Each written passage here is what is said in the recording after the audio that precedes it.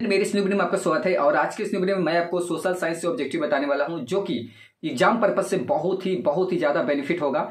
इससे अगर आप मार लेते हो पूरा का पूरा, तब समझ लो पक्का 100% समझ लो कि इससे क्वेश्चन छूटने वाला नहीं है, कंफर्म ये मान लो। बट आपको इसको लगातार देखना पड़ेगा। अगर आप क्वेश्चन को भागा भागा कर देखोगे तो आपको पता नहीं चल पाएगा कि कौन सा क्वेश्चन था और कौन सा क्वेश्चन पार हो गया, मतलब कौन सा क्वेश्चन आपको आ रहा है और कौन सा क्वेश्चन आपको पार हो रहा है। तो नहीं, ऐसा नहीं करना, आपको लगातार एक और कंटिन्यू देखते रहना है। और हाँ, एक बात और ये भी है कि इसमें आप जो ऑप्शन है वो मैं ऑप्शन बोल नहीं रहा हूं, बट मैं डायरेक्ट उसका आंसर बोल रहा हूं। ऐसे इसलिए कर रहा हूं ताकि समय कम लगे और आपका तैयारी बेहतर से बेहतर हो पाए। आप इसको सब छोड़ छाड़ दो, सब टेंशन फ्री करो। एक बार ओपन करो मोबाइल को, बैठो एक जगह पे और बैठ के बस लगातार चालू हो कर लगातार देखते रहो जब तक कि वो खत्म ना हो जाए। क्योंकि इसका जो टाइमिंग होने वाला है वो 1.5 घंटा के आसपास का होने वाला है। तो मान लो कि 1.5 घंटा मैं आपको इससे अगर समय ले रहा हूं तो 40 नंबर का दे रहा हूं, तो ये भी तो है। तो ठीक है, मिलते हैं ये वीडियो के लास्ट में। और बेहतर है आप इससे अगर मार लोगे, कंफर्म है कि आप 40 का 40 बना लोगे। ठीक है, चलिए चलते हैं। और हाँ, कहीं कहीं अगर मैं गलती बोला हूं तो उसके लिए सॉरी बोल रहा हूं, क्योंकि बनाते बनाते कहीं कहीं नींद भी झटका भी मारा है। तो हो सकता है कभी कभी कोई लैंग्वेज अलग, जैसे चाय वाला एक लैंग्वेज आ गया है, मैं कहीं पे बोल दिया हूँ शायद, तो चाय लाओ ऐसे कुछ करके, या क्या बोला उतना मेरे को याद नहीं है, क्योंकि मैं बनाते बनाते मेरे को नींद आ गया था। तो फिर लगातार फिर मैं कंटिन्यू, मतलब कि नींद आया तो फिर से उठकर तुरंत लगातार चालू किया। तो उसमें थोड़ा बहुत हो सकता है इधर उधर, बट कोई नहीं, आप उतना मैनेज कर लेना। ठीक है, चलिए चलते हैं। हेलो स्टूडेंट, मेरी इस न्यू वीडियो में आपका स्वागत है। और आज की इस न्यू वीडियो में मैं आपको बताने वाला हूं सोशल साइंस से ऑब्जेक्टिव। सोशल साइंस में जितने भी ऑब्जेक्टिव होंगे वो मैं सारे के सारे इसमें लाने की कोशिश किया हूं। ये वीडियो जो होने वाला है वो लंबा होने वाला है, बट आपको इससे ऑब्जेक्टिव छूटने वाला नहीं है। मेरे हिसाब से तो छूटने वाला नहीं है। अगर आप इसे देख लेते हो तो बिल्कुल आप मान लो, कन्फर्म मान लो कि आपको ऑब्जेक्टिव कहीं से भी छूटने वाला नहीं है। और यहाँ पे मैं जो भी बोलूँगा मैं बस क्वेश्चन बोलूँगा, उसका आंसर बोलूँगा, क्योंकि इसमें काफ़ी लंबा है तो समय बहुत लग सकता है इसीलिए। तो रक्त एवं लौह की नीति का अवलंबन किसने किया था? तो बिस्मार्क ने किया था। चलते हैं अगले क्वेश्चन पे। यूरोप वासियों के लिए किस देश का साहित्य एवं ज्ञान प्रेरणा स्रोत रहा? तो यूनान का। फ्रैंकफर्ट की संधि कब हुई? तो 1871 ईस्वी में। किस युद्ध के बाद जर्मनी का एकीकरण पूरा हुआ? तो सीडोन का युद्ध। यंग यूरोप की स्थापना किसने की थी? तो मेजीनी ने की थी। यंग इटली की स्थापना किसने की? तो मेजीनी ने की थी। सीडोन का युद्ध कब हुआ? तो 1870 ईस्वी में। सन 1870 में फ्रांस और प्रसा के बीच में युद्ध हुआ था, मतलब कौन सा युद्ध? तो सीडोन का युद्ध। वियना सम्मेलन किस वर्ष हुआ? तो 1815 ईस्वी में। वियना किस देश की राजधानी है? तो ऑस्ट्रिया की। क्रीमिया का युद्ध किस वर्ष हुआ? तो 1853 ईस्वी में। राष्ट्रवाद की अवधारणा का जन्म किस घटना से माना जाता है? तो फ्रांस की क्रांति से। नेपोलियन संहिता किस वर्ष लागू की गई? तो 1804 ईस्वी में। वियना सम्मेलन का अध्यक्ष कौन थे? कौन था? तो मेटरनिक व्यवस्था का उद्देश्य क्या था? तो पुरातन व्यवस्था की पुनर्स्थापना करना। काउंट काबूर की मृत्यु का किस वर्ष हुई थी? तो 1861 ईस्वी में। इटली और जर्मनी के एकीकरण का विरोधी कौन था? तो ऑस्ट्रिया था। लाल कुर्ते का गठन किसने किया? तो गैरिबाल्डी ने। जर्मनी का एकीकरण किस वर्ष पूर्ण हुआ? तो 1871 ईस्वी में। जलवराइन संघ की स्थापना किस वर्ष हुई? तो 1834 ईस्वी में। गास्टिन की संधि किस वर्ष हुई? तो 1865 ईस्वी में। यूरोपीय सभ्यता का पालना किसे कहा जाता था? तो यूनान को। एड्रियानोपुल की संधि किस वर्ष हुई? तो 1829 ईस्वी को। सीडोन का युद्ध किनके बीच हुआ था? तो फ्रांस और प्रसा के बीच में। किस वर्ष यूनान को एक स्वतंत्र राष्ट्र घोषित किया गया? तो 1832 ईस्वी में। किस संधि द्वारा जर्मनी का एकीकरण पूरा हुआ? तो फ्रैंकफर्ट की संधि। हंगरी की राजधानी है प्रसा। गीजो कहाँ का प्रधानमंत्री था? तो फ्रांस का। सेडोवा का युद्ध किनके बीच हुआ था? तो ऑस्ट्रिया और प्रसा के बीच। ऑटो को निम्न में से कहाँ राजा घोषित किया गया? कहाँ का राजा घोषित किया गया? तो यूनान का। यंग यूरोप की स्थापना किसने की थी? तो मेजीनी ने। यूनान के स्वतंत्रता संग्राम में किसकी पराजय हुई? तो तुर्की की। गैरिबाल्डी पेशे से क्या था? तो नाविक था। काउंट काबूर को विक्टर इमैनुअल ने किस पद पर नियुक्त किया था? तो प्रधानमंत्री के पद पर नियुक्त किया था। रक्त एवं लौह की नीति का अवलंबन किसने किया था? तो बिस्मार्क ने किया था। वियना कांग्रेस के द्वारा फ्रांस में किस शासक वंश की पुनर्स्थापना की गई? तो बुर्बो राजवंश की। जर्मन राइन राज्य का निर्माण किसने किया था? तो नेपोलियन बोनापार्ट ने। मारियोन किस देश के राष्ट्रवाद की प्रतीक थी? तो फ्रांस के। 1830 की क्रांति के बाद फ्रांस में किस प्रकार का शासन स्थापित हुआ? तो निरंकुश राजतंत्र। एक्ट ऑफ यूनियन किस वर्ष पारित हुआ? तो 1688 ईस्वी में। अब इसका सेकंड लेसन पे आ गए हैं। वैज्ञानिक समाजवाद की अवधारणा का प्रतिपादन किसने किया? तो कार्ल मार्क्स ने। यूरोपियन समाजवाद कौन नहीं था? तो कार्ल मार्क्स। समाजवादियों का बाइबल किसे कहा जाता है? तो वार एंड पीस को। द मदर के लेखक कौन है? तो मैक्सिमम गोर्की। इंग्लैंड में समाजवाद का जनक किसे माना जाता है? तो रॉबर्ट ओवेन को। इनमें से कौन यूटोपियन समाजवादी नहीं था? तो कार्ल मार्क्स। रूस में कृषि दासता किस वर्ष समाप्त हुई? तो इसका देखो उत्तर छूट गया है, आप बताना कि इसमें क्या आंसर होगा। बोल्शेविक क्रांति कब हुई? तो नवंबर 1917 में। रूस किस देश का रहने वाला था? तो फ्रांस का। ब्रेस्टो-लिटोवस्क की संधि किन देशों के बीच में हुई? तो रूस और जर्मनी के बीच में। कम्युनिस्ट मैनिफेस्टो के लेखक थे? कार्ल मार्क्स और फ्रेडरिक एंगल्स। साम्यवादी घोषणा पत्र का प्रकाशन कब हुआ था? तो 1848 ईस्वी में। प्रथम इंटरनेशनल की स्थापना कहाँ हुई थी? तो लंदन में। द्वितीय इंटरनेशनल की स्थापना कब और कहाँ हुई थी? तो 1879 यानी पेरिस में। सोवियत संघ का विघटन किस वर्ष हुआ? तो 1991 ईस्वी में। प्रथम इंटरनेशनल किस वर्ष हुआ? तो 1864 ईस्वी में। दास कैपिटल के लेखक कौन थे? Karl Marx. चेका का गठन कौन किया था? लेनिन ने। लेनिन का उत्तराधिकारी कौन बना? स्टालिन बना। स्टालिन की मृत्यु कब हुई? 1952 ईस्वी में। लंदन में अनिवार्य प्राथमिक शिक्षा सन कब लागू हुई? मतलब कितने ईस्वी में? तो 1870 ईस्वी में। रूसी क्रांति के समय शासक कौन था? तो ऑप्शन सी इसका सही है, लेनिन। नई आर्थिक नीति कब लागू हुई? 1921 ईस्वी में। प्रथम इंटरनेशनल की बैठक हुई लंदन में। 1917 की पहली रूसी क्रांति किस नाम से जाना जाता है? अक्टूबर की क्रांति। रूस की बोल्शेविक क्रांति का नेतृत्व किया था लेनिन ने। 1917 की रूसी क्रांति के समय किस जार का शासन था? निकोलस द्वितीय यानी जार निकोलस द्वितीय। साम्यवादी घोषणा पत्र के लेखक थे? तो कार्ल मार्क्स। साम्यवादी शासन का पहला प्रयोग कहाँ हुआ? रूस में। रूस में जार का अर्थ क्या होता था? तो रूस का सम्राट। अप्रैल थीसिस किसने तैयार किया? तो लेनिन ने। माँ उपन्यास के लेखक कौन थे? तो गोर्की। 1917 की रूसी क्रांति तत्कालीन कारण क्या था? तो प्रथम विश्व युद्ध में रूस की पराजय। रूस में नई आर्थिक नीति की शुरुआत किसने की? लेनिन ने। चेका क्या था? तो पुलिस दस्ता था। ये कार्ल मार्क्स का जन्म कहाँ हुआ था? तो जर्मनी में। वार एंड पीस किसकी रचना है? तो लियो टॉल्स्टॉय की। बोल्शेविक क्रांति कब हुई? नवंबर 1917 में। रूस में जार का अर्थ क्या होता है? रूस का सम्राट। कार्ल मार्क्स का जन्म कहाँ हुआ था? तो जर्मनी में। साम्यवादी शासन का पहला प्रयोग कहाँ हुआ था? तो रूस में। 1917 की पहली रूसी क्रांति को किस नाम से जाना जाता है? तो नवंबर क्रांति के नाम से। लाल सेना का गठन किसने किया था? ट्रॉत्स्की ने किया था। वार एंड पीस पुस्तक किसकी रचना है? तो लियो टॉल्स्टॉय की। लेनिन की मृत्यु कब हुई थी? 1924 ईस्वी में। बोल्शेविक क्रांति का नेतृत्व कौन किया था? तो लेनिन ने। दुनिया के मजदूर एक हो, यह कथन किसका था? कार्ल मार्क्स का। अब आगे चैप्टर 3 में। अंकोरवाट का मंदिर किस देश में बनाया गया? तो कंबोडिया में। हिंद चीन में आने वाले पहले यूरोपीय व्यापारी कौन थे? तो पुर्तगाली थे। फ्रेंच इंडो चाइना की स्थापना किस वर्ष हुई? तो 1887 ईस्वी में। वियतनाम में रहने वाले फ्रांसीसी नागरिकों को क्या कहा जाता था? कोलोन कहा जाता था। हिंद चीन पहुंचने वाले प्रथम व्यापारी कौन थे? तो पुर्तगाली थे। अंकोरवाट का मंदिर कहाँ स्थित है? तो कंबोडिया में। The history of the loss of Vietnam किसने लिखा? फान बोई चौ ने। वियतनाम में टोकिन फ्री स्कूल की स्थापना कब हुई थी? 1907 ईस्वी में। जेनेवा समझौता कब हुआ? 1954 ईस्वी में। लियाक किचाओ कौन था? इनमें से कोई नहीं, मतलब कि उसका आंसर नहीं इसमें। वियतनामी कम्युनिस्ट पार्टी के संस्थापक कौन थे? तो हो ची मिन। The history of the loss of Vietnam नामक पुस्तक लेखक कौन थे? फान बोई चाओ। वियतनाम युद्ध की समाप्ति किस अमेरिका राष्ट्रपति के समय हुई? तो निक्सन। जिनेवा समझौता किस वर्ष हुआ? 1954 ईस्वी में। हिंद चीन में कौन राष्ट्र शामिल नहीं था? तो चीन।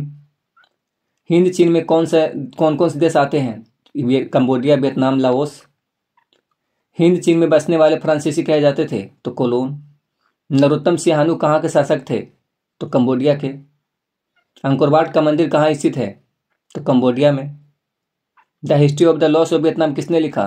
फान बोई चाओ ने। होआ होआ आंदोलन किस प्रकृति का था? तो क्रांतिकारी प्रकृति क्रांतिकारी धार्मिक। वियतनाम में टोकन फ्री स्कूल की स्थापना कब हुई थी? तो 1907 ईस्वी में। हनोई समझौता कब हुआ था? 7 मार्च 1946 को। निम्नलिखित में से किस प्रसिद्ध दार्शनिक ने एक अदालत लगाकर अमेरिका को वियतनाम युद्ध के लिए दोषी करार दिया? तो रसेल ने। हिंद चीन क्षेत्र में अंतिम युद्ध समाप्ति के समय अमेरिका के राष्ट्रपति कौन थे? तो निक्सन। कौन थे? तो निक्सन। वियतनाम का प्रसिद्ध व्यापारिक बंदरगाह कौन था? तो फाइफो था। वियतनाम में रहने वाले फ्रांसीसी को क्या कहलाते थे? वो क्या कहलाते थे? तो कोलोन कहलाते थे। अगला, कंबोडिया के स्वतंत्र राज्य की मान्यता कब प्राप्त हुई? तो 1954 ईस्वी में। दिएने फू के युद्ध में किसकी हार हुई थी?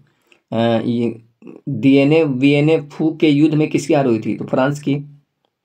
हिंद चीन पहुंचने वाले प्रथम व्यापारी कौन थे? तो पुर्तगाली। हिंद चीन में कोलोन किन्हें कहा जाता था? तो फ्रांसीसियों को। The history of the loss of Vietnam के लेखक कौन थे? फॉन बाई चाउ थे। हो ची मिन का शाब्दिक अर्थ क्या है? तो पथ प्रदर्शक। वियतनाम लोकतांत्रिक गणराज्य की स्थापना किस वर्ष हुई? ऑप्शन सी इसका सही, 1943 ईस्वी। एकीकृत वियतनाम की स्थापना किस वर्ष हुई? 1975 ईस्वी में। मार्च 1946 में फ्रांस और वियतनाम में कौन सा समझौता हुआ? तो हनोई समझौता। किस विख्यात दार्शनिक ने अदालत लगाकर अमेरिका को वियतनामी युद्ध के लिए दोषी ठहराया? रसेल ने। किस राष्ट्रपति के शासनकाल में अमेरिका ने पहली बार वियतनाम युद्ध में भाग लिया? Are Nixon. वियतनाम युद्ध की समाप्ति किस अमेरिकी राष्ट्रपति के समय में हुई? Are Nixon. जिनेवा समझौता किस वर्ष हुआ था? तो 1954 ईस्वी में। हुआ आंदोलन किस वर्ष शुरू हुआ था? तो 1839 ईस्वी में। अब आगे हैं चैप्टर 4 पे। हिंद स्वराज पुस्तक किनके द्वारा लिखा गया? तो मोहनदास करमचंद गांधी द्वारा। खलीफा पद की समाप्ति तुर्की में कब संपन्न की गई? 1924 ईस्वी में। स्वराज दल के अध्यक्ष कौन थे? मोतीलाल नेहरू। किस तिथि को पूर्ण स्वतंत्रता दिवस घोषित किया गया? तो 26 जनवरी 1930 को। राष्ट्रीय स्वयंसेवक संघ की स्थापना कब और किसने की? तो 1925 में, केबी हेडगेवार ने। वेदों की ओर लौटो का नारा किसने दिया? तो दयानंद सरस्वती ने। तीन कठिया प्रणाली लागू हुआ था तो किसानों पर। 1915 में भारत की अस्थायी सरकार को काबुल में अध्यक्ष किसे घोषित किया गया? तीन में से किसी को नहीं। वल्लभ भाई पटेल को सरदार की उपाधि किस किसान के आंदोलन के दौरान दी गई? तो बरदौली आंदोलन के दौरान। जालियांवाला बाग हत्याकांड के उपरांत किसका गठन किया गया था? तो हंटर समिति का। रंपा विद्रोह कब हुआ था? तो 1916 ईस्वी को। जालियांवाला बाग हत्याकांड किस तिथि को हुआ? 13 अप्रैल 1919 ईस्वी को। पूर्ण स्वराज की मांग का प्रस्ताव कांग्रेस के किस वार्षिक अधिवेशन में पारित हुआ? तो 1929 ईस्वी लाहौर अधिवेशन में। भारतीय कम्युनिस्ट पार्टी की स्थापना किसने की? तो M.N. राय ने। अली मुसलियार ने किस विद्रोह का नेतृत्व किया था? तो मोपला विद्रोह। जालियांवाला बाग हत्याकांड किस तिथि को हुआ था? 13 अप्रैल 1919 को। सविनय अवज्ञा आंदोलन कब और किस यात्रा से शुरू हुआ? तो 1930 ईस्वी, दांडी यात्रा। भारत में खिलाफत आंदोलन कब और किस देश के शासक समर्थन में शुरू हुआ? तो 1920 ईस्वी, तुर्की। गदर पार्टी की स्थापना किसने और कब की? तो लाला हरदयाल ने 1913 में। रंपा विद्रोह कब हुआ? 1916 में। भारतीय राष्ट्रीय कांग्रेस के प्रथम अध्यक्ष कौन थे? तो व्योमेश चंद्र बनर्जी थे। साइमन कमीशन के अध्यक्ष कौन थे? Sir John Simon. किस देश के शासक को खलीफा कहा जाता था? तुर्की के। हिंद स्वराज किसकी रचना है? महात्मा गांधी की। चौरी चौरा हत्याकांड कब घटित हुआ? तो 5 फरवरी 1922 को। साइमन आयोग भारत कब आया? फरवरी 1928 ईस्वी में। पूना समझौता कब हुआ था?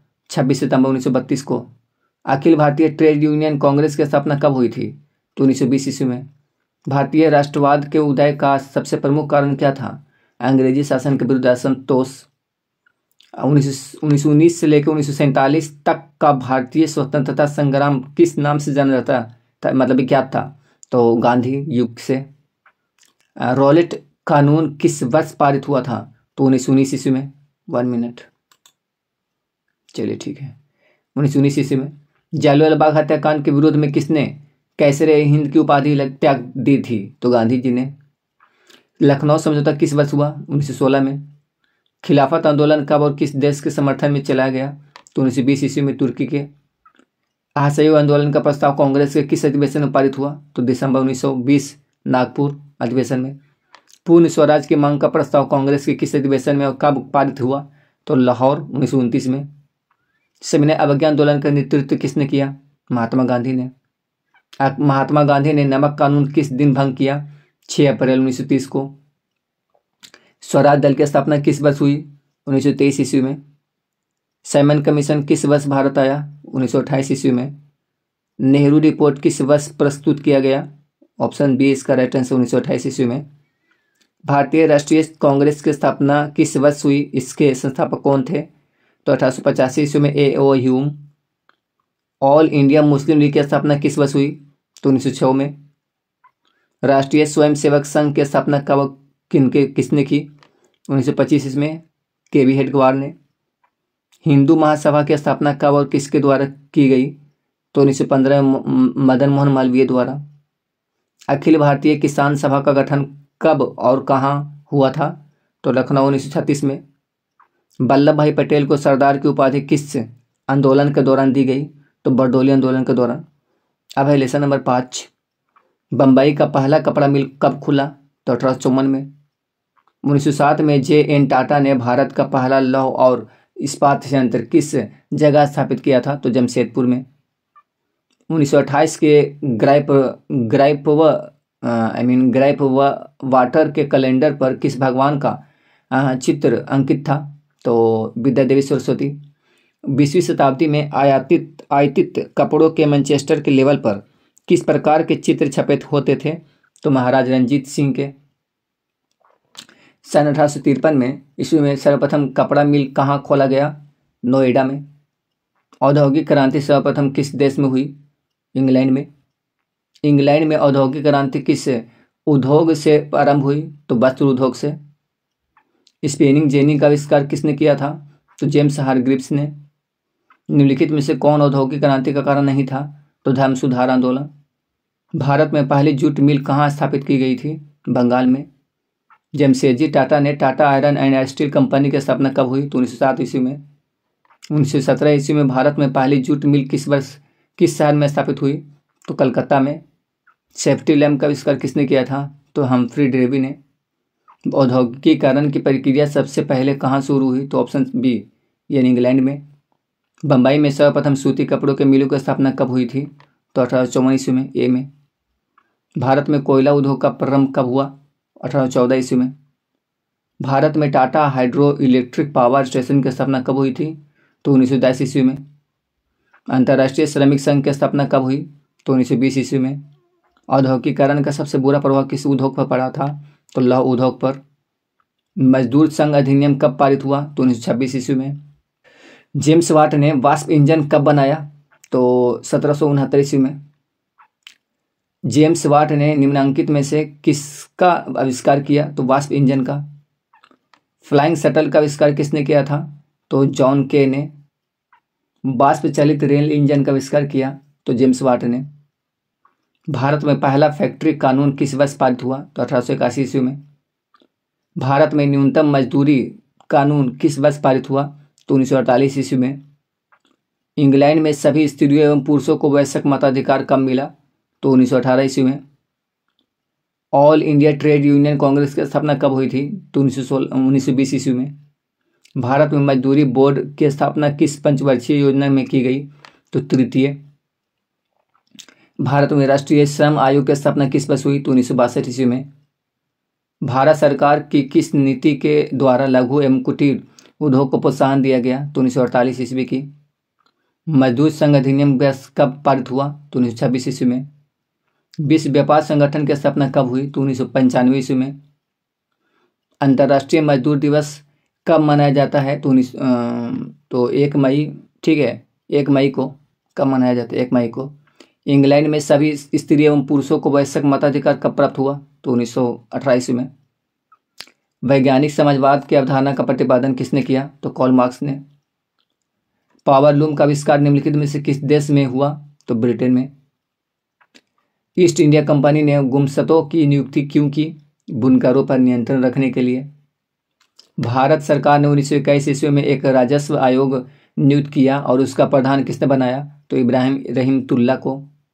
1930 से 40 के ईस्वी के दशक में निम्न में से कहाँ द्वारकानाथ टैगोर ने 6 संयुक्त उद्यम कंपनियों लगा ली थी? तो बंगाल। सूती कपड़ा तैयार करने वाले आधुनिक कारखाने के निर्माण में लगे हुए थे? तो उपयुक्त सभी, ये तीनों सही है। भिलाई, राउरकेला और दुर्गापुर में कब इस्पात कारखाने खुले? तो 1955 ईस्वी में। कानपुर में एल्गिन मिल की स्थापना कब की गई थी? तो 1955 ईस्वी में। अब इसका लेसन नंबर 6 है। शहर को आधुनिक व्यक्ति का किस प्रकार का क्षेत्र माना जाता है? तो प्रभाव क्षेत्र। ईस्ट इंडिया कंपनी, ये पूरा सब एक ही में टाइप हो गया, मैं इसको बोल देता हूँ। ईस्ट इंडिया कंपनी को ब्रिटेन के किस राजा ने बम्बई को दे दिया था? यही चीज लिखा हुआ है, ठीक है। ईस्ट इंडिया कंपनी को ब्रिटेन के किस राजा ने बम्बई को दे दिया था,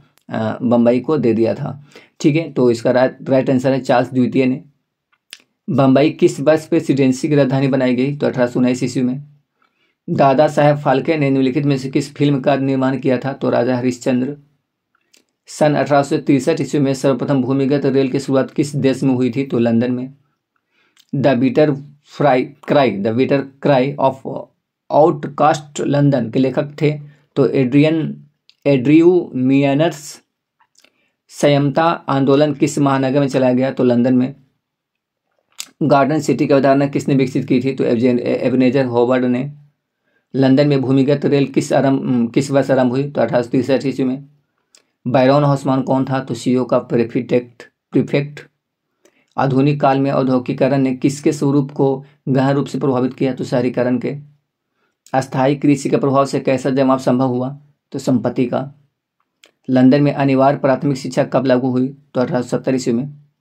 पूंजीपति वर्ग के द्वारा किस वर्ग का शोषण हुआ? तो ये सभी तीनों का।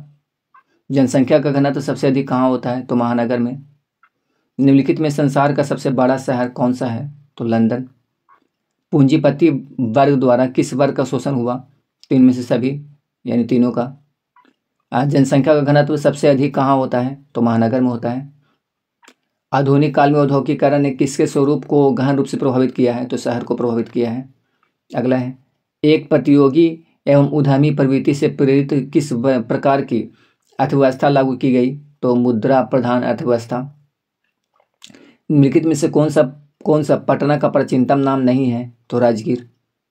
1 मिनट, प्राचीनतम नाम नहीं है, ठीक है, तो राजगीर। अगला है, भूमिगत रेल का विकास सर्वप्रथम कहाँ हुआ? तो लंदन में। सामंती व्यवस्था से भिन्न किस प्रकार की प्रवृत्ति शहरी व्यवस्था में बढ़ी? तो प्रगतिशील। आधुनिक व्यक्ति के लिए शहर किस प्रकार का क्षेत्र है? तो विस्तृत क्षेत्र है। लंदन में अनिवार्य प्राथमिक शिक्षा किस वर्ष लागू की गई? तो 1870 ईस्वी में। आप वीडियो को एक लाइक भी कर सकते हो, ठीक है। 1810 से 1880 तक लंदन की आबादी 10 लाख से बढ़कर कहाँ तक पहुँच गई? तो 40 लाख तक। लंदन में भूमिगत रेल किस वर्ष आरंभ हुई थी? तो 1863 ईस्वी में। इंग्लैंड में चार्टिस्ट आंदोलन कब प्रारंभ हुआ? तो 1838 ईस्वी में। कौन सा सामाजिक वर्ग बुद्धिजीवी वर्ग के रूप में उभर कर आया? तो इसका राइट आंसर है मध्यम वर्ग, ठीक है। पाटलिपुत्र किसके समय में मगध की राजधानी बनी? तो उदयीन। मेगास्थनीज ने पाटलिपुत्र की यात्रा किसके शासनकाल में की थी? तो चंद्रगुप्त मौर्य के शासनकाल में। पटना में गोलघर का निर्माण किस वर्ष किया गया? तो 1786 ईस्वी में। अंग्रेज यात्री राल्फ फिच ने पटना की यात्रा किस वर्ष की थी? तो 1856 ईस्वी में। सिख गुरु गोविंद सिंह जी का जन्म किस नगर में हुआ था? तो पटना में। किन देशों में नगरों के प्रति रुझान देखा जाता है? तो यूरोपीय। लंदन में भारी संख्या में किसे आकर्षित करने में सफल हुआ? तो प्रवासियों को। लेसन नंबर 7 में पहुंच गए हैं। ईस्ट इंडिया कंपनी भारत से अफीम का निर्यात किस देश को करती थी? तो चीन को करती थी। धन निष्कासन के सिद्धांत का प्रतिपादन किस भारतीय राष्ट्रवादी ने किया? तो दादाभाई नौरोजी ने। द कॉमर्स ऑफ नेशन नामक पुस्तक के लेखक कौन थे? तो कॉडलिफ थे। बृहत उत्पादन व्यवस्था किस देश में आरंभ की गई? तो अमेरिका में। विश्वव्यापी आर्थिक महामंदी किस वर्ष आरंभ हुई? तो 1929 ईस्वी में। आर्थिक महामंदी के कारण यूरोप में किस नई प्रशासनिक व्यवस्था का आकर्षण बढ़ा? तो साम्यवादी व्यवस्था का। भूमंडलीकरण का आरंभ किस दशक से माना जाता है? तो 1990 के दशक से। भूमंडलीकरण शब्द का इजाद किसने किया? तो ऑप्शन सी यानी फ्रेडरिक विलियम ने। यूरोप में कौन सी संस्था का उदय आर्थिक दुष्प्रभावों को समाप्त करने के लिए हुआ? तो यूरोपीय इकोनॉमिक कम्युनिटी। अलेक्जेंड्रिया नामक प्रथम विश्व युद्ध बाजार की स्थापना किसने की? तो सिकंदर ने की थी। विश्वव्यापी आर्थिक संकट किस देश से आरंभ हुआ? तो अमेरिका से। किस सम्मेलन के द्वारा विश्व बैंक और अंतर्राष्ट्रीय मुद्रा कोष की स्थापना हुई? तो ब्रेटन वुड्स। भूमंडलीकरण शब्द का सबसे पहले इस्तेमाल संयुक्त राज्य अमेरिका ने कब किया? तो 1990 ईस्वी में। वर्साई की संधि कब हुई थी? तो 1919 ईस्वी में। आर्थिक संकट के कारण यूरोप में कौन सी नई शासन प्रणाली का उदय हुआ? तो पूंजीवादी शासन प्रणाली का। होसे मेला का आयोजन कहाँ किया जाता था? तो त्रिनिदाद में। ईस्ट इंडिया कंपनी अफीम किस देश में भेजती थी? तो चीन को। बृहत उत्पादन व्यवस्था किस देश में आरंभ की गई थी? तो अमेरिका में। अमेरिकी मुद्रा का नाम क्या है? तो डॉलर है। मिस्र का निवासी कौन था? तो सिकंदर था। रेशम मार्ग कहाँ से आरंभ होता था? तो चीन से आरंभ होता था। पास्ता सिसिली में किनके द्वारा लाया गया था? पास्ता सिसिली मतलब किनके द्वारा ले जाया गया था? अरबों द्वारा। आलू अकाल किस देश में हुआ था? तो आयरलैंड में। कॉर्न लॉ किस देश में पारित किया गया? तो ब्रिटेन में। भारत में केलोन कॉलोनी किस प्रांत में बनाई गई? तो पंजाब में। आधुनिक काल में औद्योगिकीकरण ने किसके स्वरूप को गहन रूप से प्रभावित किया? तो ग्रामीणीकरण के। अस्थायी कृषि के प्रभाव से कैसा जमाव संभव हुआ? तो ऑप्शन सी इसका शांति का। लंदन में अनिवार्य शिक्षा का प्रारंभ प्राथमिक शिक्षा का लागू कब हुआ? ठीक है, 1870 ईस्वी में। पूंजीपति वर्ग के द्वारा किस वर्ग का शोषण हुआ? तो ये सभी यानी तीनों को, श्रमिक, मध्यम, कृषक। जनसंख्या का घनत्व सबसे अधिक कहाँ होता है? तो नगर में होता है। ठीक है, जनसंख्या का घनत्व सबसे अधिक कहाँ होता है? तो शायद महानगर में होगा यहाँ पे। ठीक है, अगला है अलेक्जेंड्रिया नामक पहला विश्व बाजार किसके द्वारा स्थापित किया गया? तो अलेक्जेंडर द्वारा। विश्व 1929 का विश्वव्यापी आर्थिक संकट किस देश से आरंभ हुआ? तो अमेरिका से। ठीक है, सी वाला इसका राइट आंसर है। द्वितीय विश्व युद्ध के बाद यूरोप में कौन सी संस्था का उदय आर्थिक दुष्प्रभावों को समाप्त करने के लिए हुआ? तो यूरोपीय संघ। डी। पहला विश्व बाजार के रूप में कौन सा शहर उभर कर आया? तो अलेक्जेंड्रिया यानी बी। मुद्रा कोष की स्थापना कब की गई? तो 21 जुलाई 1944 को। गिरमिटिया मजदूर, यहाँ मजदूर भी होना चाहिए। गिरमिटिया किसे कहा जाता है या गिरमिटिया मजदूर किसे कहा जाता है? ठीक है, अनुबंधित मजदूर को कहा जाता है। गिरमिटिया मजदूर बिहार के किस क्षेत्र से लाए जाते थे? तो पश्चिमी क्षेत्र से। ब्रेटन वुड्स अथवा संयुक्त राष्ट्र मौद्रिक एवं वित्तीय सम्मेलन किस वर्ष हुआ था? तो 1944 ईस्वी को। प्राचीन काल में किस स्थल मार्ग द्वारा एशिया और यूरोप में व्यापार होता था? तो सूती मार्ग द्वारा। आधुनिक युग में अर्थव्यवस्था के क्षेत्र में होने वाली सबसे बड़ी क्रांति कौन सी थी? तो औद्योगिक क्रांति थी। आधुनिक काल में विश्व बाजार का विस्तार किस समय से आरंभ हुआ? तो 18वीं शताब्दी से। अब अगला चैप्टर है चैप्टर नंबर 8। चलिए अगला क्वेश्चन देखते हैं। वर्नाक्यूलर प्रेस एक्ट कब पारित किया गया? तो 1878 ईस्वी में। भारत में पहला छापाखाना कहाँ लगाया गया? तो गोवा में। किस भारतीय समाचार पत्र ने वर्नाक्यूलर एक्ट से बचने के लिए रातों रात अपनी भाषा बदल दी थी? तो अमृत बाजार पत्रिका। 19वीं शताब्दी में किसने बेलनाकार प्रेस आविष्कार किया था? तो रिचर्ड हो। गार्डन सिटी की अवधारणा किसने विकसित की? तो एबनेजर हावर्ड ने।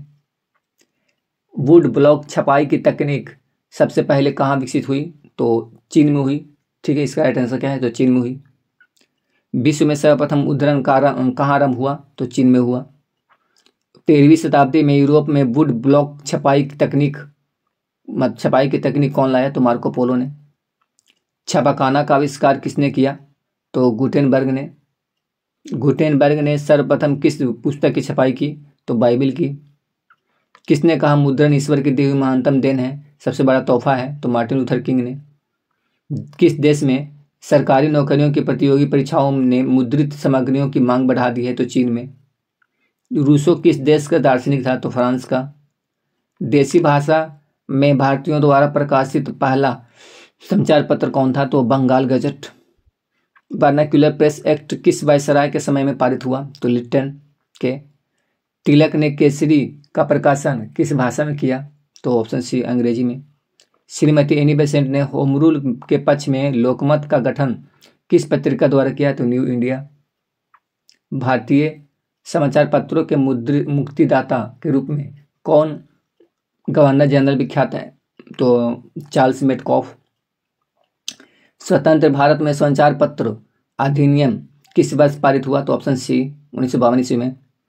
प्रेस कमीशन ने अखिल भारतीय समाचार पत्र परिषद के गठन का सुझाव किस वर्ष दिया था? तो 1956 ईस्वी। सी ऑप्शन इसका राइट आंसर है। अल हिलाल के संपादक कौन थे? तो अबुल कलाम आजाद। संवाद कौमुदी का प्रकाशन किस वर्ष में हुआ, मतलब किस भाषा में हुआ? तो मराठी भाषा में। गदर का प्रकाशन किसने किया? तो लाला हरदयाल ने। कॉमरेड का प्रकाशन किसने किया? तो मोहम्मद अली ने। भारतीय समाचार पत्रों के मुक्तिदाता के रूप में किसे विभूषित किया गया? तो चार्ल्स मेटकॉफ को। 1904 से 5 के रूस जापान युद्ध में किसकी पराजय हुई? तो रूस की।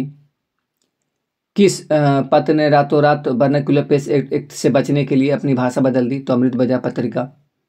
वर्नाक्यूलर प्रेस एक्ट किस गवर्नर जनरल के समय में पारित हुआ? तो लॉर्ड लिट्टन। पिकविक पेपर्स उपन्यास किसने लिखा? तो चार्ल्स डिकेंस ने। मराठी भाषा का उपन्यास कौन था? तो यमुना पर्यटन। बंकिम चंद्र चट्टोपाध्याय का पहला उपन्यास कौन था? तो दुर्गेश नंदिनी। बंगाल गजट क्या है? तो एक समाचार पत्र है। छपाई सबसे पहले किस देश में आरंभ हुई? तो चीन में। छपाखाना का आविष्कार किसने किया? तो गुटेनबर्ग ने किया। एक पैसिया मैगनीस किस देश में प्रकाशित हुआ था? तो इंग्लैंड में प्रकाशित हुआ था। भारत में पहला छापाखाना किन लोगों ने लगाया? तो ऑप्शन सी इसका राइट आंसर है, फ्रांसीसियों ने। निम्नलिखित में से गुलामगिरी के लेखक कौन है? तो ज्योतिबा फूले हैं। गुटेनबर्ग का जन्म किस देश में हुआ था? तो जर्मनी में हुआ था। विश्व में सर्वप्रथम मुद्रण की शुरुआत कहाँ हुई? तो चीन में हुई। महात्मा गांधी ने किस पत्र का संपादन किया? तो यंग इंडिया का। हरिजन पत्रिका का प्रकाशन किसने आरंभ किया था? तो महात्मा गांधी ने। भारतीयों द्वारा प्रकाशित प्रथम समाचार पत्र था? तो बंगाल गजट था। प्रिंटिंग प्रेस सबसे पहले भारत में पुर्तगाली धर्म प्रचारकों द्वारा कब लाया गया? तो 15वीं सदी में। आधुनिक भारतीय प्रेस का प्रारंभ 1766 ईस्वी में किसके द्वारा किया गया? तो विलियम बोल्ट्स के द्वारा। महात्मा गांधी ने किस पत्र का संपादन किया? तो यंग इंडिया का। तो आज के लिए इस वीडियो में जो भी था ये पूरा का पूरा हिस्टोरी था। अब हम किसी दूसरे चैप्टर में, मतलब दूसरे चैप्टर नहीं बल्कि दूसरे सब्जेक्ट में एंट्री मारते हैं और फिर मैं उसका ऑब्जेक्टिव बताता हूँ। अगर इसमें ऑब्जेक्टिव कहीं से भी अगर आपको फॉल्ट लग रहा होगा तो आप उस नंबर को आप काउंटिंग करके आप जो भी जितना नंबर का भी क्वेश्चन है आप कमेंट कर सकते हो कि कितना नंबर का क्वेश्चन गलत है, तो मैं इसको फिर से मतलब देखने का पूरी से पूरी कोशिश करूंगा, ठीक है, और उसको सुधारने को कोशिश करूंगा। चलिए अगला लेसन में चलते हैं। और लेसन नहीं, हाँ मतलब कि अगला लेसन में न्यू सब्जेक्ट के साथ में। लेकिन आप थोड़ा अभी तक भी अगर आप वीडियो को लाइक नहीं किया हो तो वीडियो को लाइक कर देना, ठीक है, और सब्सक्राइब नहीं किया तो सब्सक्राइब भी कर देना और कमेंट भी जरूर कर देना कि आप कौन कौन देख रहे हो, ठीक है। चलिए चलते हैं अगला। तो जैसे कि देख सकते हो मैं इसके पहले 2 सब्जेक्ट का ऑब्जेक्टिव खत्म किया और ये तीसरा सब्जेक्ट होने वाला है ज्योग्राफी से। इसमें पहला क्वेश्चन है कि भारत में 2001 में कितने प्रतिशत भौगोलिक क्षेत्रों में वन का विस्तार था? तो 19 से 21%, ठीक है। अगला देखते हैं क्वेश्चन। अगला क्वेश्चन है निम्नलिखित में से कौन प्राकृतिक संसाधन नहीं है? तो जो नदियां हैं जो प्राकृतिक संसाधन नहीं है। लौह अयस्क किस संसाधन वर्ग में शामिल है? तो अनवीकरणीय। अगला देखते हैं ज्वारीय ऊर्जा किस प्रकार के संसाधन का उदाहरण है? तो नवीकरणीय। अगला क्वेश्चन देखते हैं किस प्राकृतिक संसाधन का भंडार सीमित है? तो खनिज तेल का। अगला है सौर ऊर्जा निम्नलिखित में से कौन सा संसाधन है? तो पुनः पूर्ति योग्य। पंजाब में भूमि निम्नीकरण का मुख्य कारण क्या है? तो अधिक सिंचाई। सोपानी कृषि किस राज्य में प्रचलित है? तो उत्तराखंड में प्रचलित है। काली मृदा का दूसरा नाम क्या है? तो रेगुर मिट्टी है। अगला बृहद क्षेत्र में जल की उपस्थिति के कारण ही पृथ्वी को क्या कहते हैं? तो नीला ग्रह कहते हैं। बिहार में कितने प्रतिशत भौगोलिक क्षेत्र में वन का फैलाव है? तो 7%। भारत के किस राज्य में वन का सबसे अधिक विस्तार है? तो मध्य प्रदेश में। देश के बांधों को किसने भारत का मंदिर कहा था? तो पंडित नेहरू ने। मरुस्थलीय मृदा किस राज्य में पाया जाता है? तो राजस्थान में पाया जाता है। कहाँ पाया जाता है? तो राजस्थान में पाया जाता है। अगला है किस कमीशन ने सतत पोषणीय विकास की अवधारणा प्रस्तुत की? तो ब्रंटलैंड कमीशन ने। ठीक है। कोयला किस प्रकार का संसाधन है? तो नवीकरणीय संसाधन है। तट रेखा से कितने किलोमीटर क्षेत्र सीमा अपवर्जक आर्थिक क्षेत्र कहलाता है? तो 200 NM तक। अगला है समुद्री क्षेत्र में राजनैतिक सीमा के कितने किलोमीटर मतलब किमी क्षेत्र तक राष्ट्रीय संपदा निहित है? तो 19.2 किलोमीटर तक। लौह अयस्क किस प्रकार का संसाधन है? तो अनवीकरणीय योग्य। पवन ऊर्जा किस प्रकार का संसाधन है? तो जैव।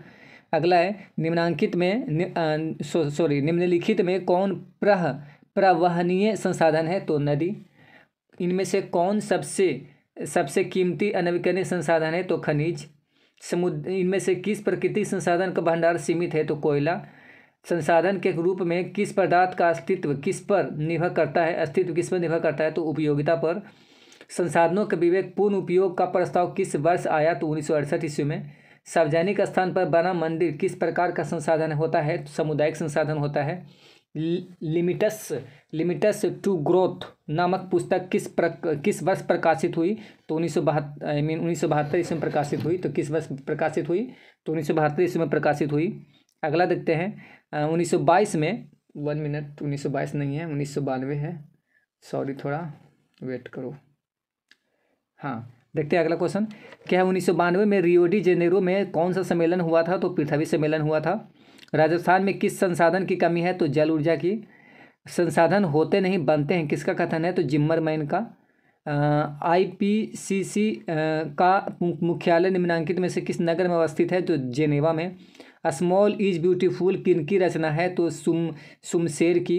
क्योटो सम्मेलन कब हुआ था? तो 1997 ईस्वी में। किसने कहा कि हमारे पास पेट भरने के लिए बहुत कुछ है परंतु पेटी भरने के लिए नहीं? महात्मा गांधी ने। पर्यावरण संरक्षण हेतु पहला विश्व शिखर सम्मेलन कहाँ हुआ था? तो जेनेवा में। किसका कथन है कि संसाधन होते नहीं बनते हैं? जिम्मरमैन का। लौह अयस्क किस प्रकार का संसाधन है? तो अनवीकरणीय संसाधन है। 1992 में रियो डी जेनेरो में कौन सा सम्मेलन हुआ था? तो पृथ्वी सम्मेलन हुआ था। पर्यावरण संरक्षण हेतु प्रथम विश्व शिखर सम्मेलन कहाँ हुआ? तो मॉस्को में हुआ। पंजाब में भूमि निम्नीकरण का निम्नलिखित में से मुख्य कारण क्या है? तो गहन खेती। मरुस्थलीय मृदा का विस्तार निम्नलिखित में से कहाँ है? तो कर्नाटक में।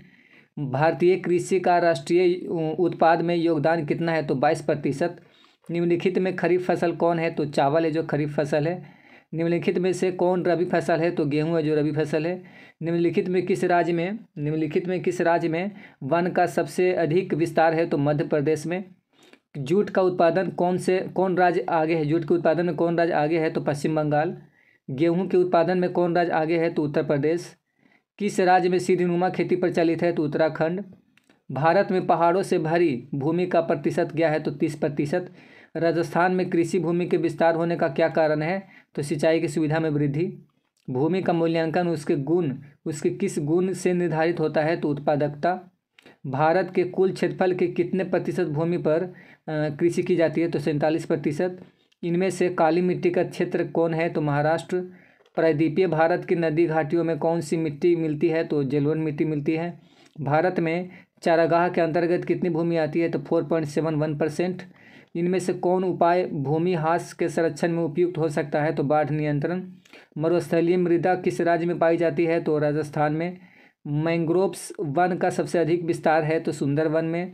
डाकुओं की अर्थव्यवस्था का संबंध है? तो संसाधन के अनियोजित विदोहन से।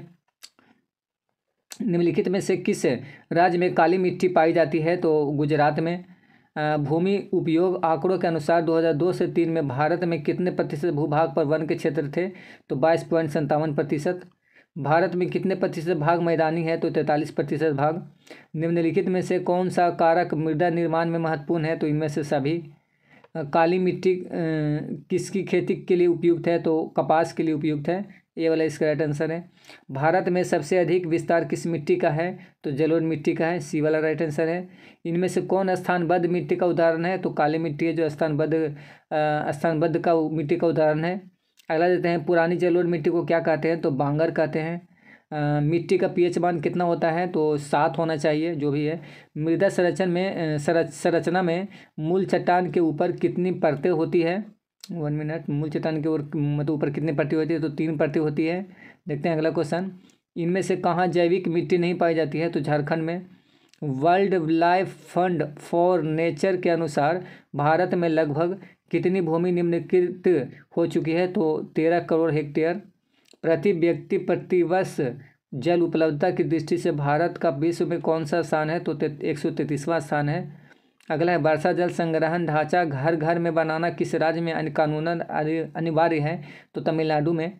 बिहार में अति जल दोहन से किस तत्व का संकेंद्रण बढ़ा है? तो आर्सेनिक का।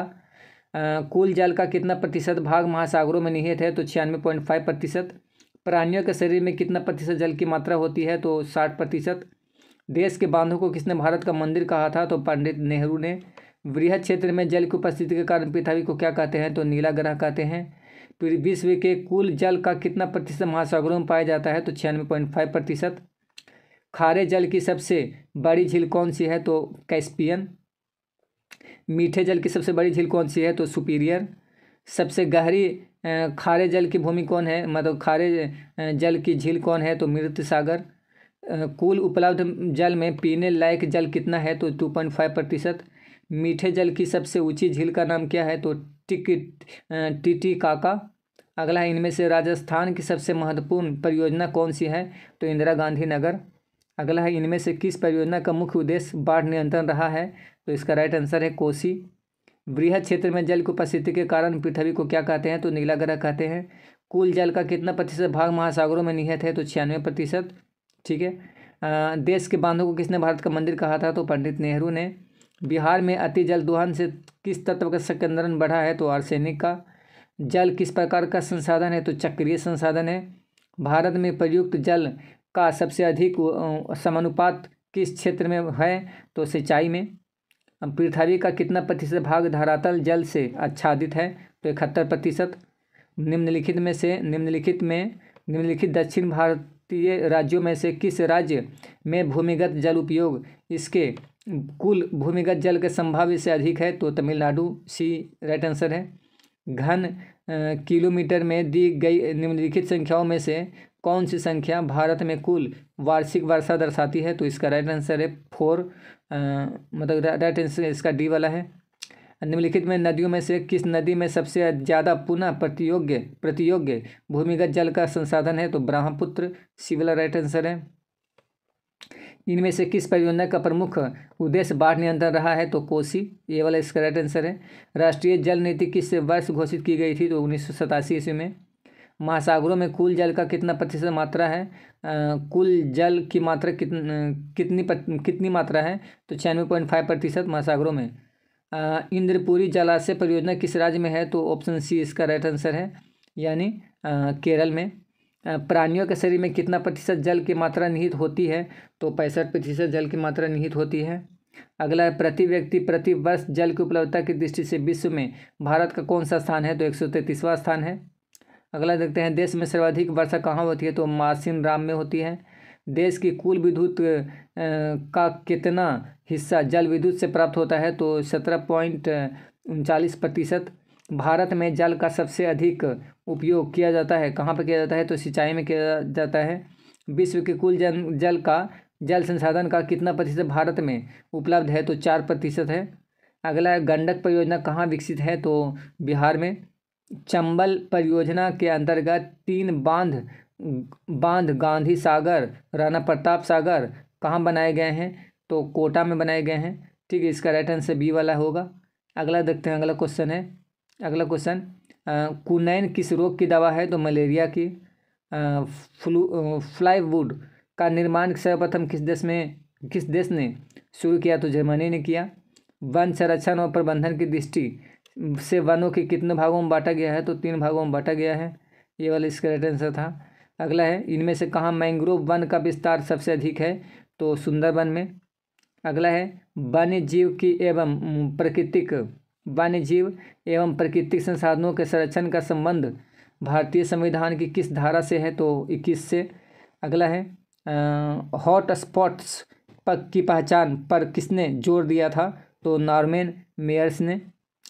सॉल किस वन का वृक्ष है? तो पतझड़ का। भारत का राष्ट्रीय पशु है तो बाघ भारतीय वन्यजीव की बोर्ड की स्थापना कब हुई थी? तो 1952 ईस्वी में। वन विस्तार की दृष्टि से विश्व में भारत का स्थान है तो 10वां स्थान है।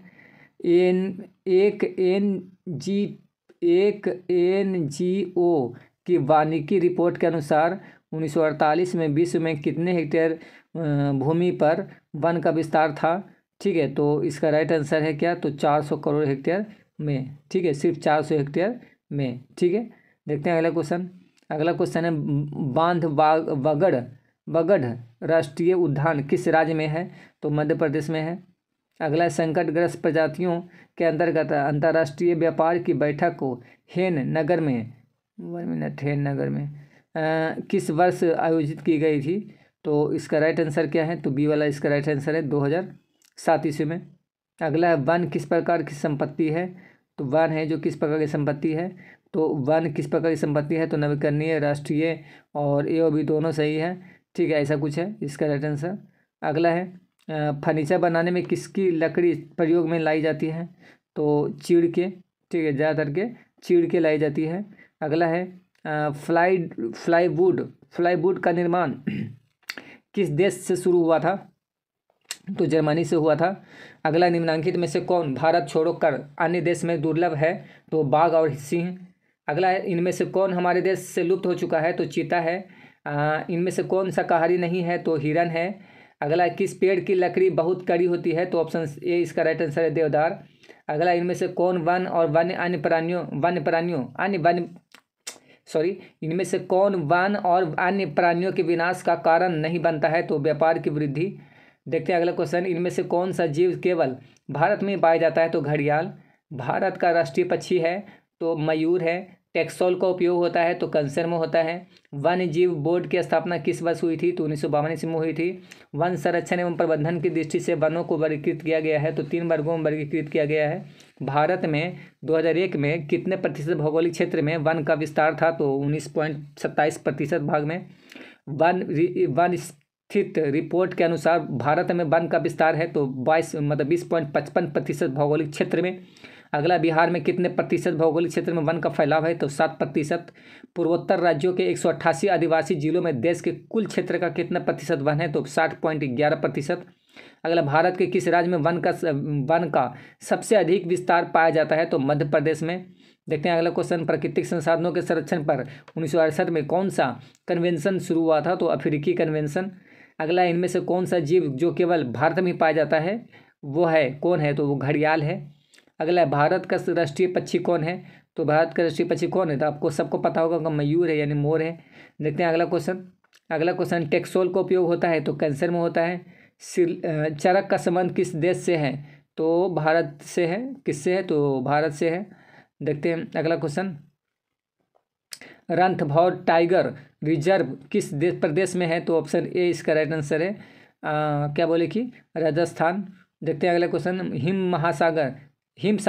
हिमसागर एक्सप्रेस कहाँ से कहाँ तक जाती है? तो जम्मू से कन्याकुमारी तक। कहाँ से? तो जम्मू से कन्याकुमारी तक। बरौनी में किस मार्ग से कच्चा तेल पहुँचाया जाता है? तो पाइपलाइन से। अगला है मुंबई अंतर्राष्ट्रीय हवाई पतन का नाम क्या है? तो छत्रपति शिवाजी हवाई पतन। इनमें से सबसे दक्षिणी पतन कौन है? तो तूतीकोरिन। देखते हैं अगला क्वेश्चन। सिकंदराबाद किस रेलवे क्षेत्र का मुख्यालय है? तो इसका राइट आंसर है दक्षिणी मध्य रेलवे।